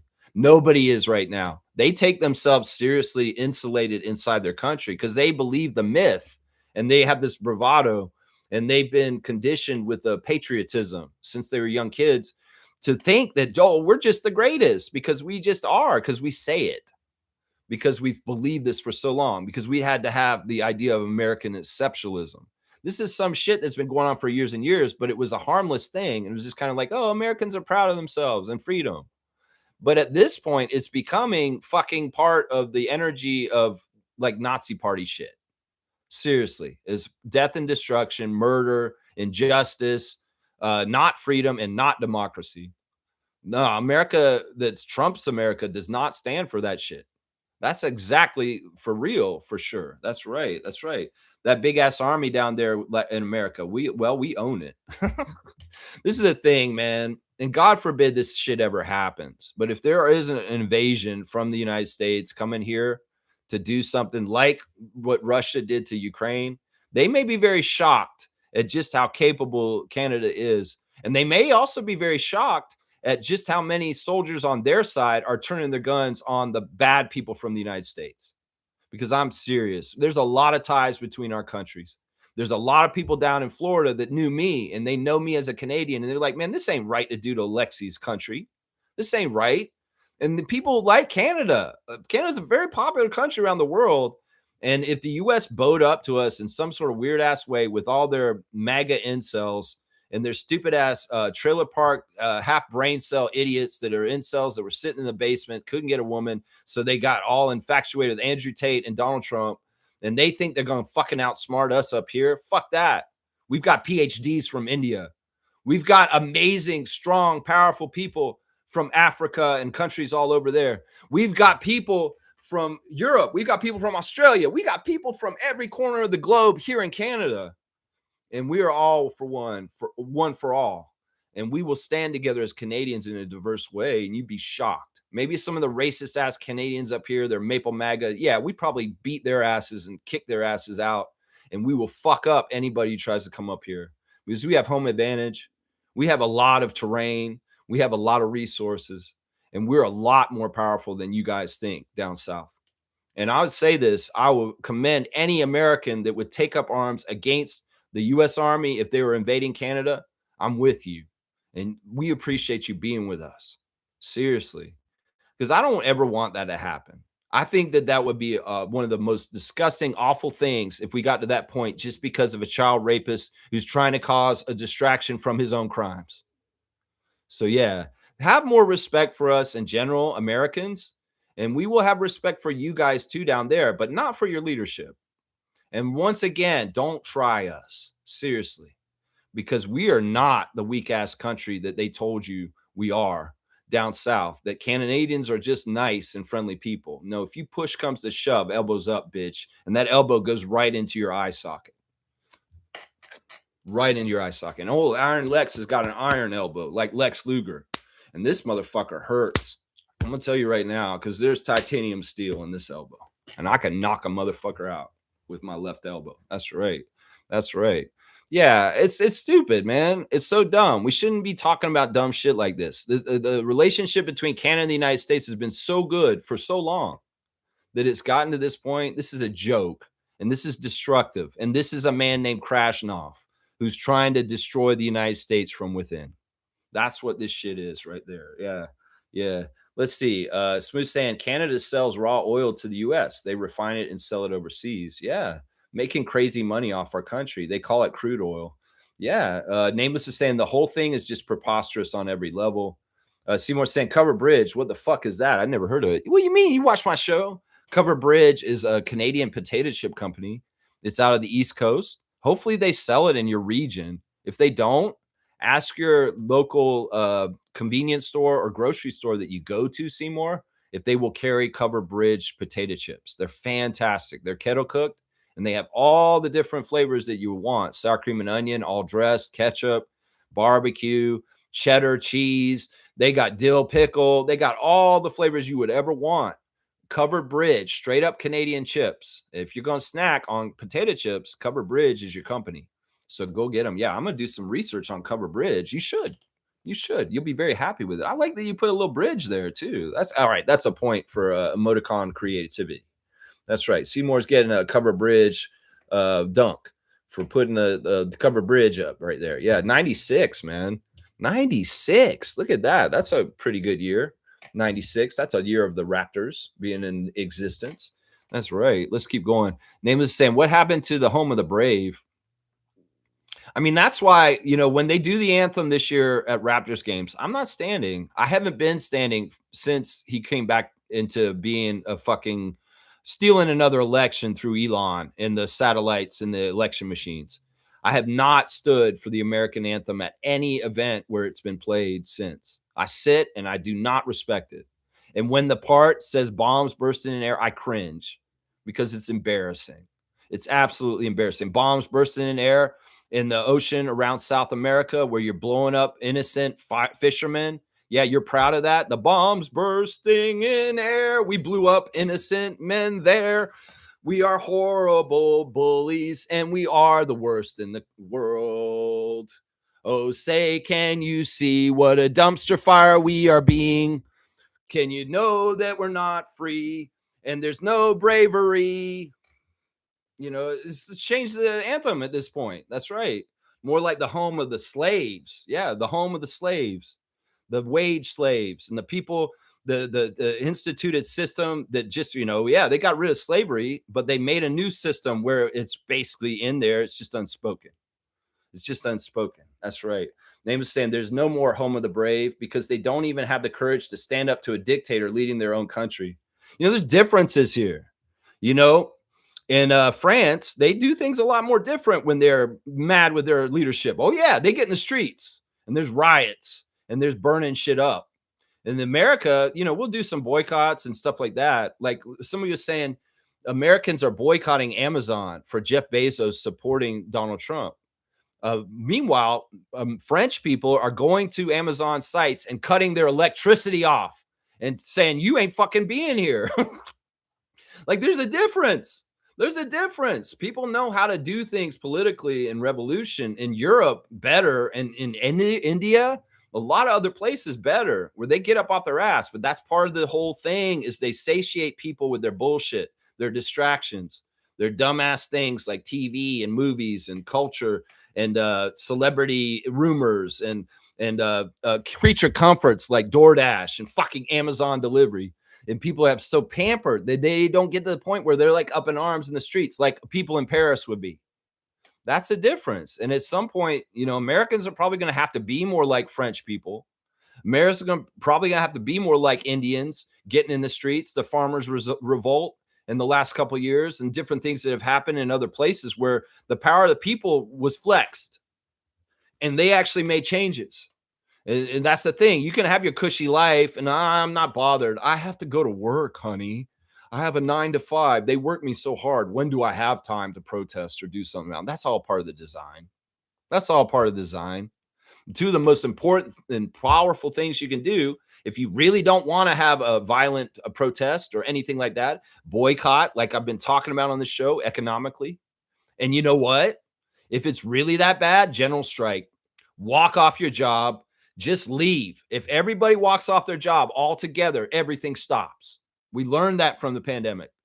And that's the thing. If we all got organized and a ton of people in the United States just left their jobs and made everything just stop, they would have so much power and they would be able to stop shit and they would be able to get their demands heard and they would be able to get things happening, because that's what other countries have done. You say, you don't represent us. Well, we're not being cogs in the machine anymore to support the system that does not support us. So fuck that. I'm not going to work today. In fact, I'm going down the Capitol and I'm bringing a sign and I'm standing out there. And you know what? We'll band together community resources and we'll take care of each other. Who cares if we're not getting paid? This is important because this has to do with our children, our grandchildren, and the future for them. Because if you don't take a stand now, the shit sinks in more and more, becomes more instituted, and you didn't fucking stop it when it was first starting, when you could have. And you're gonna make your daughter, your granddaughter live in a fucking world that they're trying to build right now because you didn't stop it. Shame on you. That's not being a good parent, and that's not looking out for your people that are coming after you and your family. That's what I say right there. Yeah, let's keep going. Kareem saying this, honestly, I feel like the next leader in chief will become the greatest of all time for probably just doing the bare minimum. That lunatic set the bar so low that the next will get such great praise. I mean, I'm so jaded right now. In some ways, I want to believe this, but you know what? A big test will be in November. This midterm election in the United States is going to show the true colors of the United States and whether it's actually a free democracy where voting decides leadership and what's important. Or he's going to strong arm this shit and he's going to disregard the results and he's going to just hold on to power anyway. That's what dictators do. They throw election results out the window, even if it's very clearly that. I still believe that Hillary and Kamala beat him. I think that he is such a criminal that one of his defenses is, I will blame everybody for things that I'm doing wrong to be ahead of it and say, oh, well, you're doing this, like he does the Biden, Obama, and all that bullshit. Everything he accuses them of, he's doing. So when he says Biden stole the election in 2020, he's effectively admitting that he stole the election in 2016 and 2024. There's very good evidence he did it in 2024 for sure. Nobody talks about that enough because the mainstream media is bought and paid for by the rich oligarchs. And the 2016 one was very fishy. He walked out early and declared himself the winner before all the votes were counted in California. And honestly, that was a close election. And Hillary probably did win, but Hillary's a part of the establishment. And she's like, oh, well, fuck it. What does it matter if Donald's going to be in charge for a little bit? You dumb bitch. You should have fought for your fucking right to be president at that time, but you just rolled over and went away. And Kamala did a similar thing. You know, if they had really the energy of Trump, they would have been disreputing the results and saying, well, there's this kind of malfeasance with the election machines in Ohio. And it seems like something happened with the satellite in Starlink and Elon Musk. I mean, it's all right there. The American people can put the connections together if they really can see it. Elon Musk, they thanked Elon for helping him win the election. Elon bragged that he wouldn't have won without his help. I believe that shit. They're telling you themselves. And everybody still thinks he's a bona fide, real elected president. He's not. Whenever somebody says, well, they were dumb enough to elect him, I say, bullshit. They didn't. They didn't. When you people say, well, the Americans were dumb enough to elect him again, no, that's not what happened. They didn't elect him. They didn't. Elon rigged the election machines and he got in through a criminal act. And that's why I don't blame the electorate for it, because they were forced him on. He was forced on them. That's the truth right there. Seriously. Chloe saying we are looking at EVs as a family too. See, there you go. It's great, man. I love my hybrid truck. I really don't spend a whole lot of money on gas. I feel good about that. I feel good about not having emissions. I feel good about how the car drives. It's amazing. And it's so smooth and it's so quiet. And it's been one of the best vehicles I've ever owned. Seriously. I love this truck I have so much because it honestly has been really good economically. I don't spend that much money to run it. And when I drive, it's like my gas bill is not that crazy at all. Monthly gas bill for me, I don't even think it's 3 digits, y'all. I spend over $100 a month on fuel. How good does that sound? Yeah.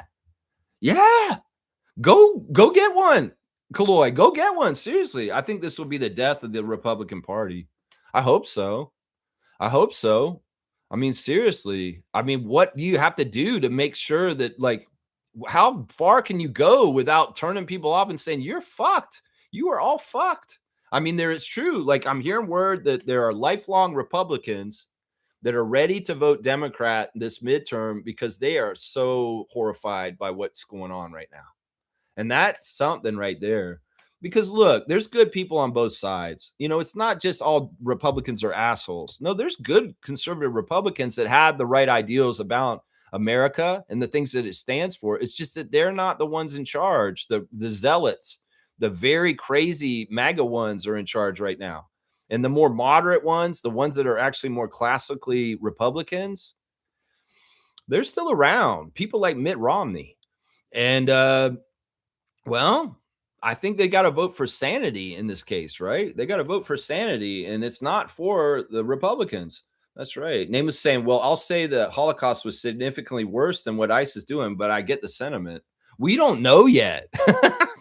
We do not know this because the numbers may be different. You know, there may be way more people being affected by ICE than the Holocaust. And I know that sounds crazy because there were millions of people affected by the Holocaust, but there are millions of people being affected by ICE too. And sure, there's, you know, but you've got to understand that the actions may be early stages, and it could very well be if they don't stop ICE and what Trump is doing, that they do get out because they do have plans and schematics for big, huge ovens. They do in the United States already. There's already kind of implementation because these are monsters. They don't give a shit. And they are thinking about really culling society of individuals because they don't care about having workers anymore. They are planning to replace everybody with AI and robots. And in some ways, people having to be in society and hanging around and stuff like that, they're just a drag. So if they really don't care about freedom or rights or anything, they will murder a bunch of people. They will start with the Hispanics, the immigrants, and they will say how much they can get away with. And then they'll start moving through other groups that they want to go get to. So I have seen people talk about starting to build incinerators for people, much like the Nazi Party did in Auschwitz. So, I say this and I'm saying this could be happening. This could be happening, Nameless. So let's not be naive. And they could have already been starting to do this behind our backs because they're not reporting what's going on. They won't let elected officials come into Delaney Hall and see what exactly is going on there. So don't lowball them for how treacherous and ugly and horrible and demonic they can be. Honestly, yeah. Isaac, you want me to get a dunk? I appreciate that. And I appreciate you. Y'all, if there's early voting in your region of Ontario right now, go vote. I can vote today in my riding, and I'm going to go try and vote today. It's early voting. The election day is actually, I believe, in September on the 4th or something. Something like, not the 4th. It's like the second Tuesday, I believe, or it's the first Tuesday. It's in the beginning of September. But yeah, there's elections going on in Ontario right now, and we need to vote, obviously, because you don't vote. This is really bad right now. Sorry, I'm at 51. You know what? I'm gonna make it a 52 cart pickup. I'm gonna go 52. Give myself a few more. All right, let's keep going with my tabs. We got a little sidetrack with politics today. Apologize. I know that's not everybody's cup of tea, but I am not shutting up about this subject like other YouTubers that are scared to express their opinion on this stuff. This is important to talk about. And I think that some mainstream YouTubers that decide not to go political right now, I'm very disappointed in you. In fact, I've unfollowed a bunch of mainstream YouTubers like Professor Rock for dropping the ball about this subject and thinking that it's okay to just both sides this shit, because it is not. It is not. I'll say that right now. It is not. This is not both sidism. This is really, really bad. Really, really, really bad. All right, let me go through my tabs real quick. Let's see what else. I got my HD for today. It's the last line of the gate of sexuality, gate 59. It's line 6. And the word for today is the one night stand. All right. First of all, a little background on this again. It is a time when the senses of touch and smell are especially favored. And because of the tribal quality of this influence, so take note of the fact that the tribe loves to eat. So if you're fond of cooking, this is a good time to utilize your culinary arts and share an intimate meal with family, friends, or lovers. So yeah, there you go. You guys should make a meal for somebody you care about. Now, the sixth line today for gate 59 is the one night stand. It's the tendency based on personality or circumstances to accept only temporary unions that may be otherwise impossible or dangerous to continue. That's interesting. That's interesting. In detriment is the basic drive to move on that seeks impermanency as a matter of course and not in response to circumstances. The drive for sexual and intimate diversity. In exaltation, the one night stand is the perfected relationship, whether for a moment or for an eternity, the power of intimacy, regardless of conditions. That's interesting. I mean, in some ways, the impermanence of things in general, whether it's life or just moments or time with somebody, can make you really like care and appreciate and value the time you get with someone. I think that's part of this energy. And this doesn't all have to do with sex. Now we'll be moving out of gate 59 tomorrow, and we'll be moving into the next gate. Is just gate 40. And we'll have new themes for the next 6 days.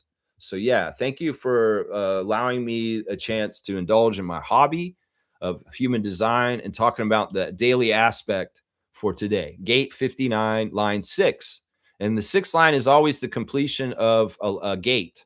So it's always kind of an energy of like, what did you learn during this transition? And how have you changed is kind of the energy from that.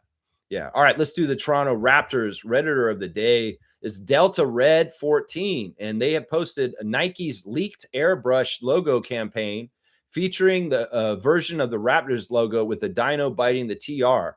Our new logo for the season? No. The new logo for the season was released earlier this season, and it's a Kyle Lowry Raptor pointing up in the air with a number 7 jersey from the mid 2010s Raptors era jersey with DeMar DeRozan, Patrick Patterson, DeMari Carroll, Bismack Biyombo era Kyle Lowry. No, this looks like a wash version of a lot of like just general logos for the NBA. The logo that they're using, the Raptor biting the side of a T and an R, is actually a 20-year-old logo. It's a logo from the mid 2000s that was used around Bosch era. But the original logo instead of this one was purple and red. There was a lot of purple in that logo. In fact, the letters were red with purple outline, I believe. And the Raptor was biting on the side of the T on that one. So this is a recycled logo from 20 years ago, but it has different colors. It's in our current colors of red and black. So, I mean, they're going to recycle logos from the Raptors history, but they'll put new colors on it. And that's what this is. So we may see the TR with the Raptor biting it a bit this year, but it won't be in the purple and red. It'll be in the black and red. So yeah, but the new logo for this year is official. It's the Kyle Lowry one, and I think that Casey Bannerman's right. The great Casey Bannerman, who's makes amazing garments with jerseys and stuff commemorating NBA players, WNBA players, all kinds of athletes. He came out and said it's so fire that the Raptors organization does not just retire somebody and put their jersey up in the rafters. They literally make a logo, a custom logo for these players, like they have for Vince Carter and Kyle Lowry. And we can't wait to see the number 10 logo. Yeah, that's right, Drake, motherfucker. I can't wait to see the DeMar DeRozan tribute logo to him when he's going to retire and get his jersey up in the rafters. I'm sure there will be a Raptor number 10 logo also. So yeah, there's your Redder of the day for the Raptors. It's Delta Red 14. It's not a new logo. It's an old logo with a new paint job is what it is right there. That's right. That's right. Let's see. Is there any other new comments in the chat? Let's see. Oh, no. Why is it not going all the way down to the bottom at this point? Either way, it doesn't matter. All right. On game days lately, I've been opening WNBA packs. So I've got 2 more packs in here. I'll open one today and I'll open one tomorrow for the Phoenix game. And then all the packs will be open before the break, Trevor. So hopefully we can have something. There's Asia Wilson right in the middle of that pack right there with Caitlin and Paige. 15 cards, Panini, Donruss. Let's see who we get.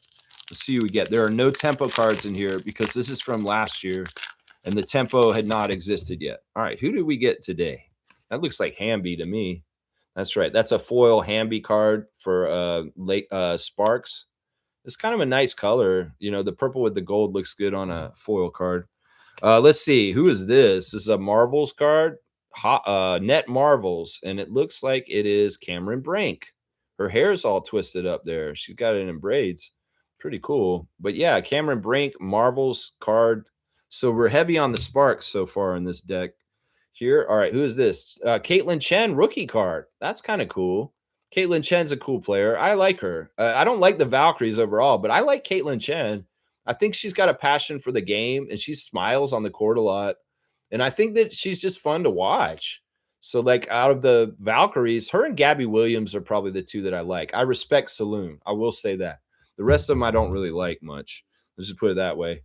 Oh, I guess we're getting Sarah Ashley Barker here as another rated rookie card, along with Caitlin Chen. Let's see who else we get. Oh, whoa. Oh, it's Angel. That's right. Another Angel Reese card. I was about to say that looked like somebody else. I was going to be happy.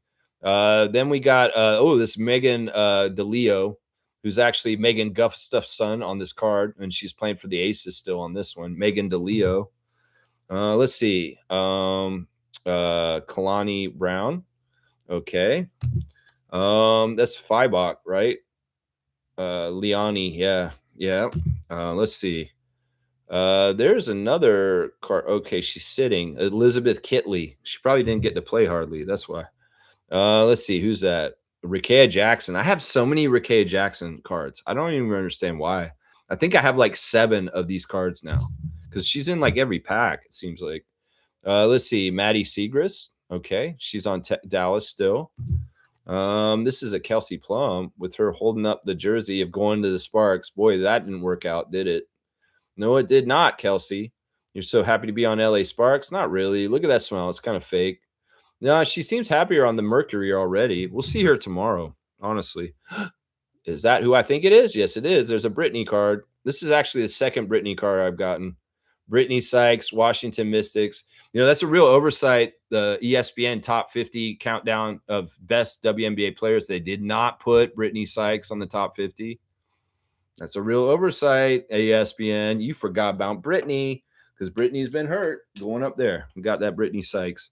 Oh man, I was about to say, is that Kiki Rice for a second? It looked like it on the back, but it isn't. It's Katie Lou Samuelson, who we just saw the other night. She hit a 3 against us in the corner. And then the final card in here is Sophie Cunningham. Gross. And she's holding the jersey up. So yeah, that's a WNBA card opening just for fun. We like to do card openings here. That's right. That's right. Fiercely saying this, Hamby. That's right. Seymour saying, you guys are lucky you don't got to hear or see the 51st state movement. Yeah, I mean, that sucks, man. I mean, I don't understand how people in Alberta can get behind this. Some of this is very manufactured by Americans that are coming into that area. Some of them are people that are just with Danielle Smith that are stupid. You know, in some ways, if I was Canadian, I was out there and I was seeing this 51st state bullshit, I would start be calling the police on them. I would start being an activist against them and shaming them. I would, if I saw somebody who was putting that shit around me on in public, I would say you're a traitor. If you love it so much, fucking move to North Dakota. I would be saying shit like that to them. If you love it so much, because that's what they say shit to people. They're saying you don't like it here, well, just fucking leave. Well, tell them that, Seymour. In Alberta, if they are all about 51st state, you don't like it in Canada, you don't want to live in Canada anymore, you can fucking go to the States then. You go on down there and start losing your money and getting shafted by the government down there. And up here, we like Canada being Canada. And if you love that so much, you fucking go live in Montana, bitch. That's what I would be telling them, Seymour. I'd be saying that. I would be outspoken too. I wouldn't be hiding it. I wouldn't give a shit. I'm crazy. I would tell motherfuckers to their face in public. If I saw them brandishing that shit on Canadian soil, I would be telling motherfuckers off to their face. I would be cussing them out. I would be verbally telling them and shaming their asses. And honestly, I would be totally justified in doing it. Totally justified in doing it. You turncoat Benedict Arnold sons of bitches. You love fucking America so much, you fucking move to Montana, you piece of shit.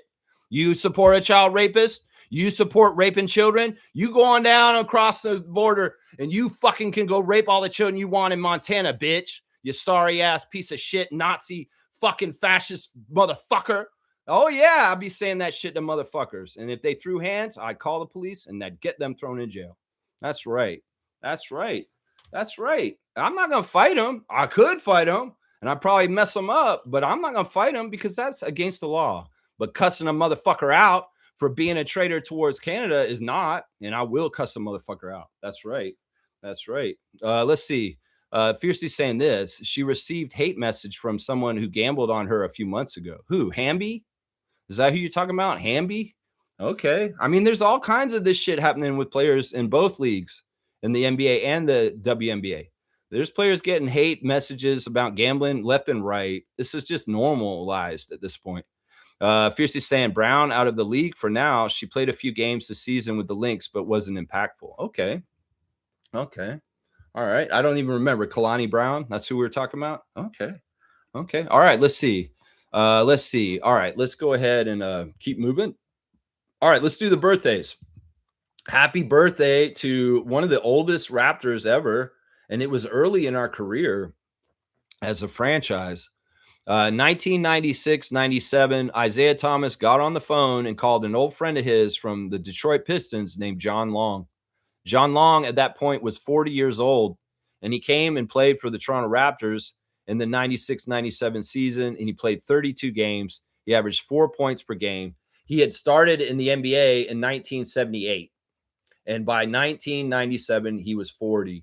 He is technically a Raptor, because he did play for us way back then. He is a champion with Isaiah and the Detroit Bad Boys in 1989, but he did come and show up for Isaiah as a friend and got on the end of the bench for the Raptors at that point. So happy birthday to Johnny Lightning, John Long, NBA great. And at that point, yeah, he was 40 when he played for us. So I'm going to guess at this point, if he was 40 in 96, well, he's 30 years older. So he's 70 now. He may be one of the oldest Raptor former players, 70-year-old Raptor who used to play for us right now. That's pretty impressive. Also, we're going to say happy birthday to the one-hit wonder, one of the most loved one-season Raptors ever, Mr. Bismack Biyombo. Bismack is 33 today, our guy from Republic of Congo. And yeah, he played for the Raptors in 2015, 16, and he made the best of that year, very much like Sandro Mamukelashvili did last year.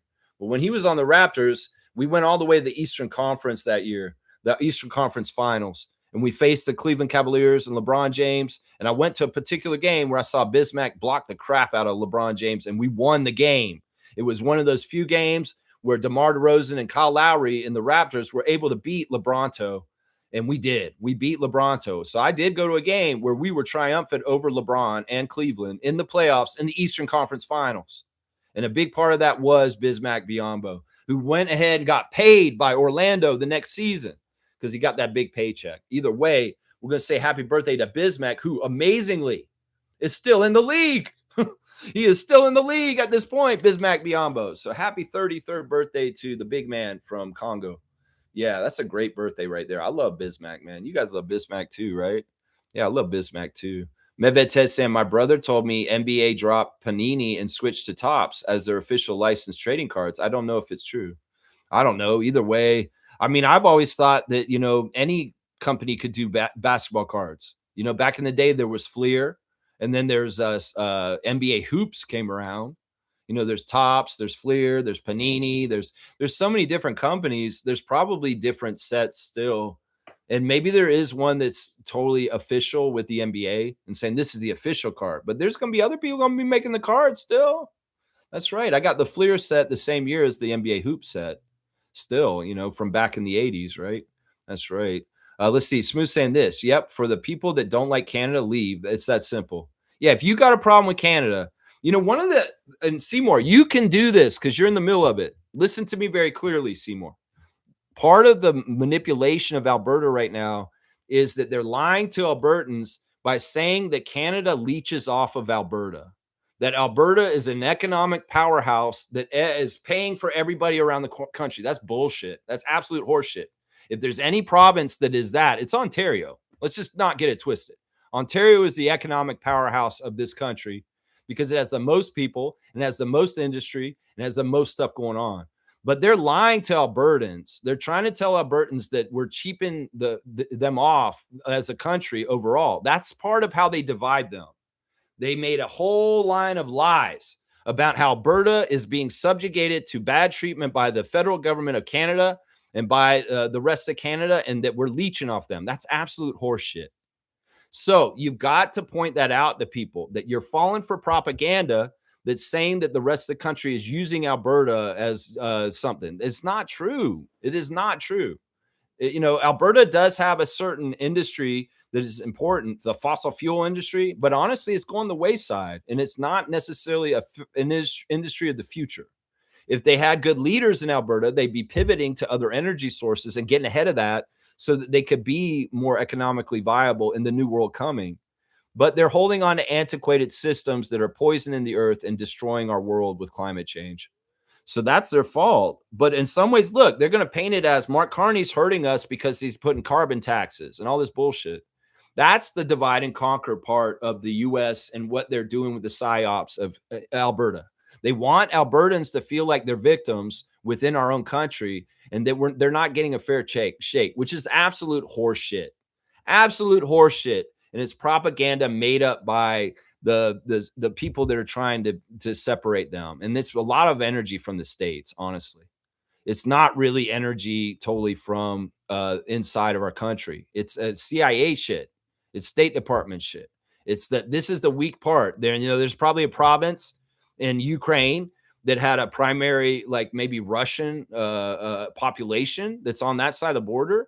And they subjugated that from Russia towards Ukraine and started to try and make this whole idea that, these people are being subjugated inside the Ukrainian country. And this is our reasoning for an invasion. It's the same playbook. We have to understand that a lot of the shit that he's doing, this fucking child rapist, is the same shit that Putin has done for decades to Eastern Europe. And Albertans need to know the truth, that you guys are not being used by Canada. We're all in the same boat together and we share everything together. And the fact that you're making it like it's you guys are in trouble or the Canada's harming you is bullshit. It's absolute horseshit. You know, Quebec had a separatist movement for a while, but that was based on lines of francophone pride and trying to save the culture of French Canadians. This is a whole different thing. This is people getting lied to. Hicks out in the middle of the prairies getting lied to that they're being duped and being treated as rubes by the rest of Canada, which is absolute horseshit. All of it is bullshit. It is all not true. It is not true. Canada is in a partnership with the whole country, and all the provinces work together. It's a confederation, it's a commonwealth. And in some ways, that's it. And I'm with Smooth. You don't like Canada, then leave. Seriously. You want to go be more fascist? Go to Hungary. Go to fucking United States. But not here, motherfucker. And in some ways, that's the thing. We may be mild-mannered, friendly people that are nice and polite, but when push comes to shove, we are proud to be Canadians, and we're proud of our country. And we will fight for our country to stay our country. And people that are within our country that are fighting against that, well, shame on you, you fucking traitors. And honestly, go on and move and leave if you're really that upset with Canada and what you think is going on right now. Yeah. Yeah. Blackhawk's saying this mankind is effed up and nature will have its revenge. Nature will always win. Nature will always win. You know, even when we make toxic dumps and we make poison for the environment and we dump it places, pollution from our industry, the nature figures it out. Plants will grow that will clean the area.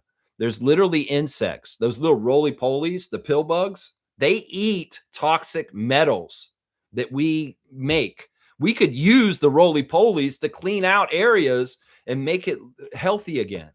There's a natural balance in the creation, what God created in the plants and the animals that will come in and clean up our shit.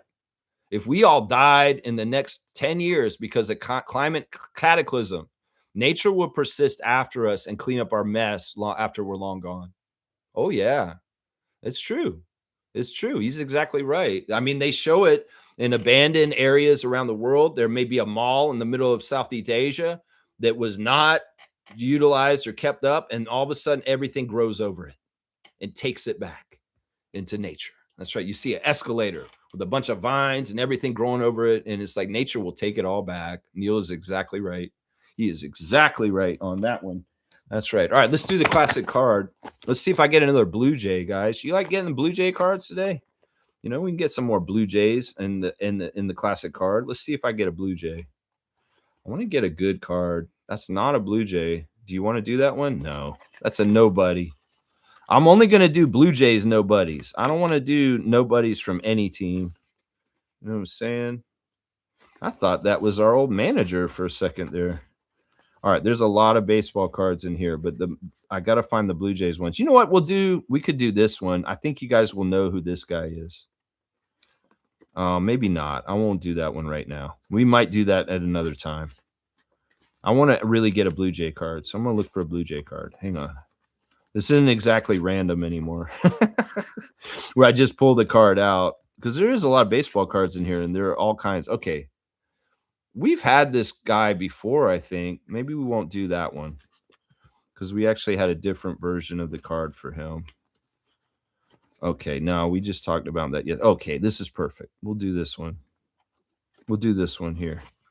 All right, here we go. This is going to be the classic card of the day, and we are in baseball season, so we're doing classic Blue Jays on the show. Here we go. Do y'all know who this classic Blue Jay is on this classic card right here? Full name answer. Kareem Thomas, get on it. You know who this is, don't you? Get this classic card. If you know, you know. Who is this guy? And if you don't know, you can guess, and I'll give you clues to get you closer. So, yeah.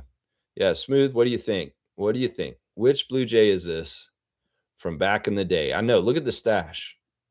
Look at the look. I mean, it's not that far off from what Rick Leach was looking like yesterday, right? Dude with a mustache, white guy with a mustache, an old Blue Jays hat. Dave Steve. That's a good guess, Isaac. It's not Dave Steve.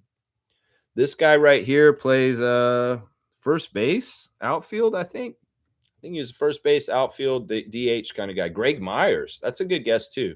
This is not a young Greg Myers. I think Greg Myers came to our team closer to the World Series appearances. And this is before that. Jimmy Key. No, I don't think Jimmy Key ever rocked a mustache from what I remember. And it's not a pitcher, once again. It's not a pitcher. This guy's first name rhymes with what a knight would carry in a joust. A knight carries this in a joust. His first name rhymes with that item. So what is that? Yeah, Blackhawks saying I was at the Jays game and it was brutal. Every time Vladdy was at the the crowd booed. The fan base is going to run him out if he's the only one struggling. All right, I don't want to talk about this right now, Blackhawk. I'm doing the classic card. The Vladdy stuff is unfortunate. We should be remembering how happy we were he signed the extension. This is a down year for the Blue Jays. Real Blue Jays fans will stay with Vladdy no matter what. And the ones that are turning on him right now are idiots, is what I'll say right now. Jack Morris is not right. Kelly Gruber is not right. Joe Carter, what are you doing? Come on now. Mitch Webster is not right. His first name rhymes with the thing that a knight would carry in a joust when he's riding on the horse. What does he carry? What is the weapon he uses in a joust? His first name rhymes with that word, but it isn't exactly that word. That word is actually a name too. He carries a sword. Y'all don't know about medieval times? Did you not go to medieval times and the lake shore? No, it's not a sword he carries. A knight does not carry a sword when they're doing a joust. What does he carry? You could go down to medieval times at a CNE right next to the OVO Center where the Raptors practice, and you could watch them and eat a big turkey leg, and you would see the guys on the horses. Yeah, Kaloy knows what it's called, but that's not his first name. It's close, and if you get it from that, you should get it right away. Yeah, Lance is not his first name, but it rhymes with Lance. Yeah, what's a joust? A joust is an old competition in medieval times where knights would get on a horse. They'd have their squire help them get up on the horse, and they're all in a suit of armor, and they have a shield in one arm, and they have a lance in the other. And when they go at each other straight. It's like a game of chicken. And the two come at each other with these long poles, and they try and knock each other off the horse. And the winner is whoever stays on the horse. Is basically like that. A joust. Yeah, what's a joust? Who is that? His name rhymes with Lance. There you go. Smooth got it. He didn't spell it exactly right, but it's Rance Mullinix. That's right. Rance Mullinix. That's close enough, Reggie. You can get that one. All right, what do y'all think? 300? 300 on that one? I mean, I don't know. I think that Rance Mullinix was kind of a half known. He's not as obscure as some of the other ones we've had. Yeah. 300. We'll give him 300 for this one. I gave 300 for Rick Leach yesterday, so I think it's about the same. Rance Mullinix. Yeah. Let's see. Look at the back of the card real quick. Where did it go? Where did the card go? Oh, it's on the floor. Yeah, let's look at the back of the card real quick. I want to see what kind of fun fact is on there. Let's see. Rance Mullinix. He was from El Paso. But yeah, he played for the Angels for a long time, but he was on the Blue Jays. It looks like for 4 seasons right there. Rance's first Topps card was 1978. He batted first major home run. He belted his first major league home run on July the 4th, 1977. And his first home run for the Blue Jays and April the 14th, 1982. And this card is from 1986. So this card is 40 years old. This is a 40-year-old card right here. Yeah, 300 points for Smooth is the determination of the points awarded, and this is gonna move Smooth up again because I think he's somewhere in the top 5, and he's been moving up because he's been getting these Blue Jays cards. Let's see. All right, let's see where he's at. I'll do real time trivia points add on, and we'll get the updated standings in just a moment. Okay, so Smooth I think he's in third. He's in third, and he's going to go to 2,200. 2,200. So it's Fiercey, 5,031. Slug Deezy, 3,120. Smooth, 2,200. That's the top 3 in the Raptor Freak trivia standings right now, with 2 former champions in the top 3 with Slug Deezy. That's it right there. Yeah. Yeah, let's see. Yeah, 8,000 points, Isaac. That's a bit too much, but inflation is pretty bad these days. That's right. Smooth saying he played for the Royals and the Blue Jays. Yeah, and the Angels too. Yeah. Seymour saying, yo, boom. Did you run out of basketball cards at Amazon Timu? Trevor J, send more cards, please. He sent me these WNBA cards.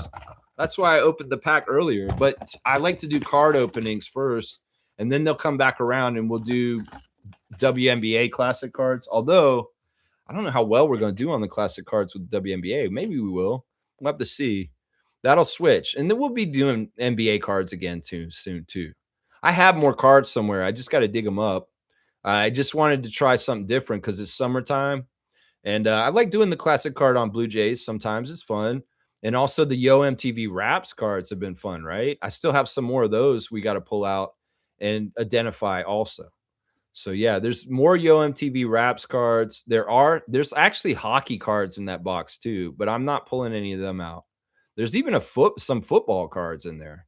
Football, but I don't know if there are any well-known players that would make it like worth doing.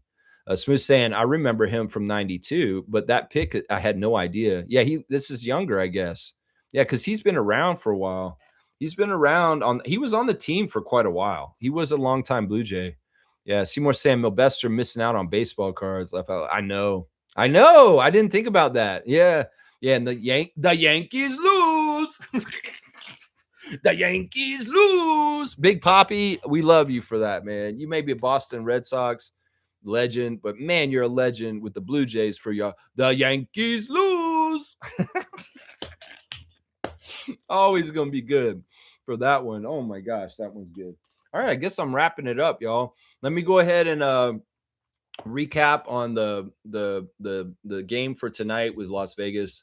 The Tempo have everybody out. Brittany's out. Marina's out. Anissa's out. Niara has left and she's hurt. She's hurt and she's left and gone back to Germany to start practicing for FIBA. If she plays for Germany, I'm going to be shocked. Seriously, if she's sitting there just supporting them, I get it. But like, why would she pass up 2 days of pay tonight and tomorrow? Her contract's been suspended for these 2 games. So the Tempo aren't paying her or Maria Conde or Julie Alamone for this part of their contract for missing these games to go home early for FIBA. So that's part of it. Isabel is questionable tonight. I know. It's like, who do we have? Isabel is questionable. She may not play tonight.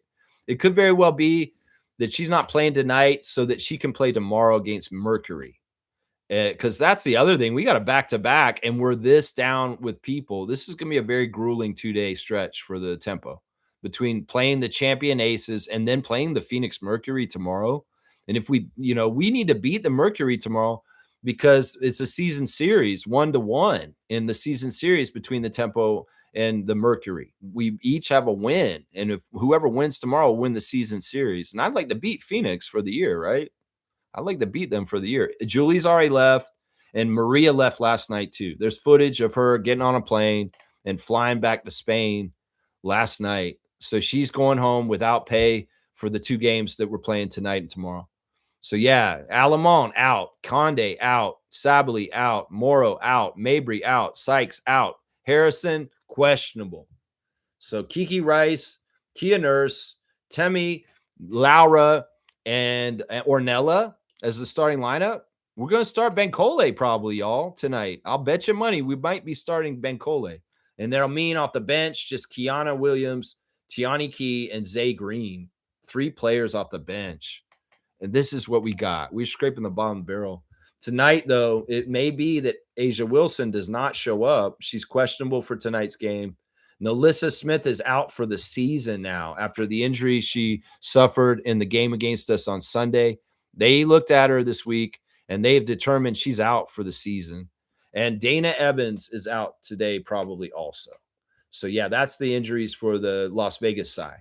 The referees for tonight, Angel Kent is the crew chief. Angelica Suffren is the referee, and Ken Jones is the umpire. And our collective record with these 3 refs is 2-9. 2 wins, 9 losses. Not the best ref crew. This ref crew is not very nice. Not very nice at all. I would say tonight, the keys to the game are nobody get hurt, play solid, surprise maybe, do better than we think you'll do, keep the game close. Keep the game close. If you are able to win, that's amazing, but I don't expect it. ESPN matchup predictors saying 12% chance the Tempo win tonight, 12% chance. And that's like 80 something, 88% chance that the Aces win. So I would say continue to listen to Sandy. This is the kind of game where somebody like Ornella or Zay or Kiana, any of them can step up and make an impression. This could actually help your career a lot. These kind of games are weird for that, where you're short staffed, you're playing against a tough team, and nobody's there to play. You can get that spotlight. It's definitely a game to grab a brass ring. And I would even say, Kiki Rice, you could make an impact in this game. You could help yourself with consideration for postseason awards. You're kind of on the cusp of rookie awards, but you've been missing a lot of the season. But a big performance tonight, Kiki Rice, where you're very dominant and you play at a very high level against the champion Aces, could make some very good evidence for considering you to be on an all rookie team with Olivia Miles. That's what I would say right there. So there are things to play for, even if we're probably not likely to win and we're eliminated from the playoffs and people are worried about the Juju Watkins sweepstakes to try and get her. You know, Kiki Rice could play for pride and play for her name and play for consideration for being on the all WNBA rookie team this year. So there's some room here that, recency bias is a real thing. And if you finish the season strong as one of the last standing Tempo players available to play Kiki Rice, you could very much make a strong case for getting some accolades after the season's over. That's what I want to see right there. That's what I want to see. That's right. Smooth saying, Lex, will the Kawhi deal be announced on the weekend? Isn't it about time? Well, I think that Balmer and ESPN tried to hurry the process by making that article that was not true. And the NBA is not in a rush still. I think the NBA statement saying that it's not a factual report by ESPN says a lot. And I don't think part of it is the stuff that they're saying there's no wrongdoing. There's wrongdoing, and the NBA's got to figure this out. So I don't know. I don't think that there's any imminent signs that it's going to happen right now anytime soon, like this weekend. I don't think there are any imminent signs for sure. Now, this should all get tied up and be okay by October for sure. But, we're getting the end of August, and Adam Silver said he wanted this finished by summer. So we could see, I bet you this will happen in the next 2 weeks before the WNBA comes back from FIBA.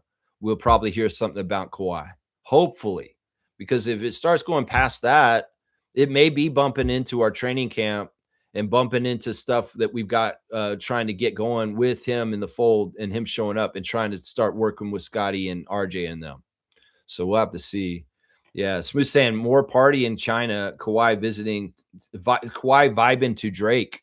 Not sure if he's in Toronto yet, though. He's come through Toronto a few times already this summer. You saw him with Sam McDaddy, and he probably got the house lined up and the living accommodations here in Toronto already worked out. So he's getting set up, and all the signs are pointing to it. When we mentioned Kawhi to Scotty on his Twitch, he's not really making a reaction about it, but you can tell he's a little excited when we do put Kawhi in the chat. We say something to Scotty on his Twitch stream. So Kawhi's coming. And Scotty has a little glint in his eye and a little bit of a smile. Yeah, so all the signs are looking good so far. That's right. Training camps open on September 22nd. That's when we need to really worry. If it isn't done in just less than a month, well, that's when we need to start thinking this is actually going to impact things. Until then, I wouldn't worry about it. If it happens tomorrow or the day before training camp, it doesn't matter either way. But if it's going past training camp starting, this is starting to affect us, just like the CBA not being done for the Tempo at the beginning of the year it was affecting them. And we don't want that. This could actually be one of the weird ways that the NBA is fucking with the Raptors is that they don't figure this all out in time, and Kawhi doesn't get a totally uh, smooth landing into the training camp and on the schedule with the team as we would have liked, as most teams should get. That maybe be a Friday freak out if it gets to that point, but September 22nd, we got till then. So they need to get this shit done. They need to get this shit done. I agree with you, Reggie. I really do.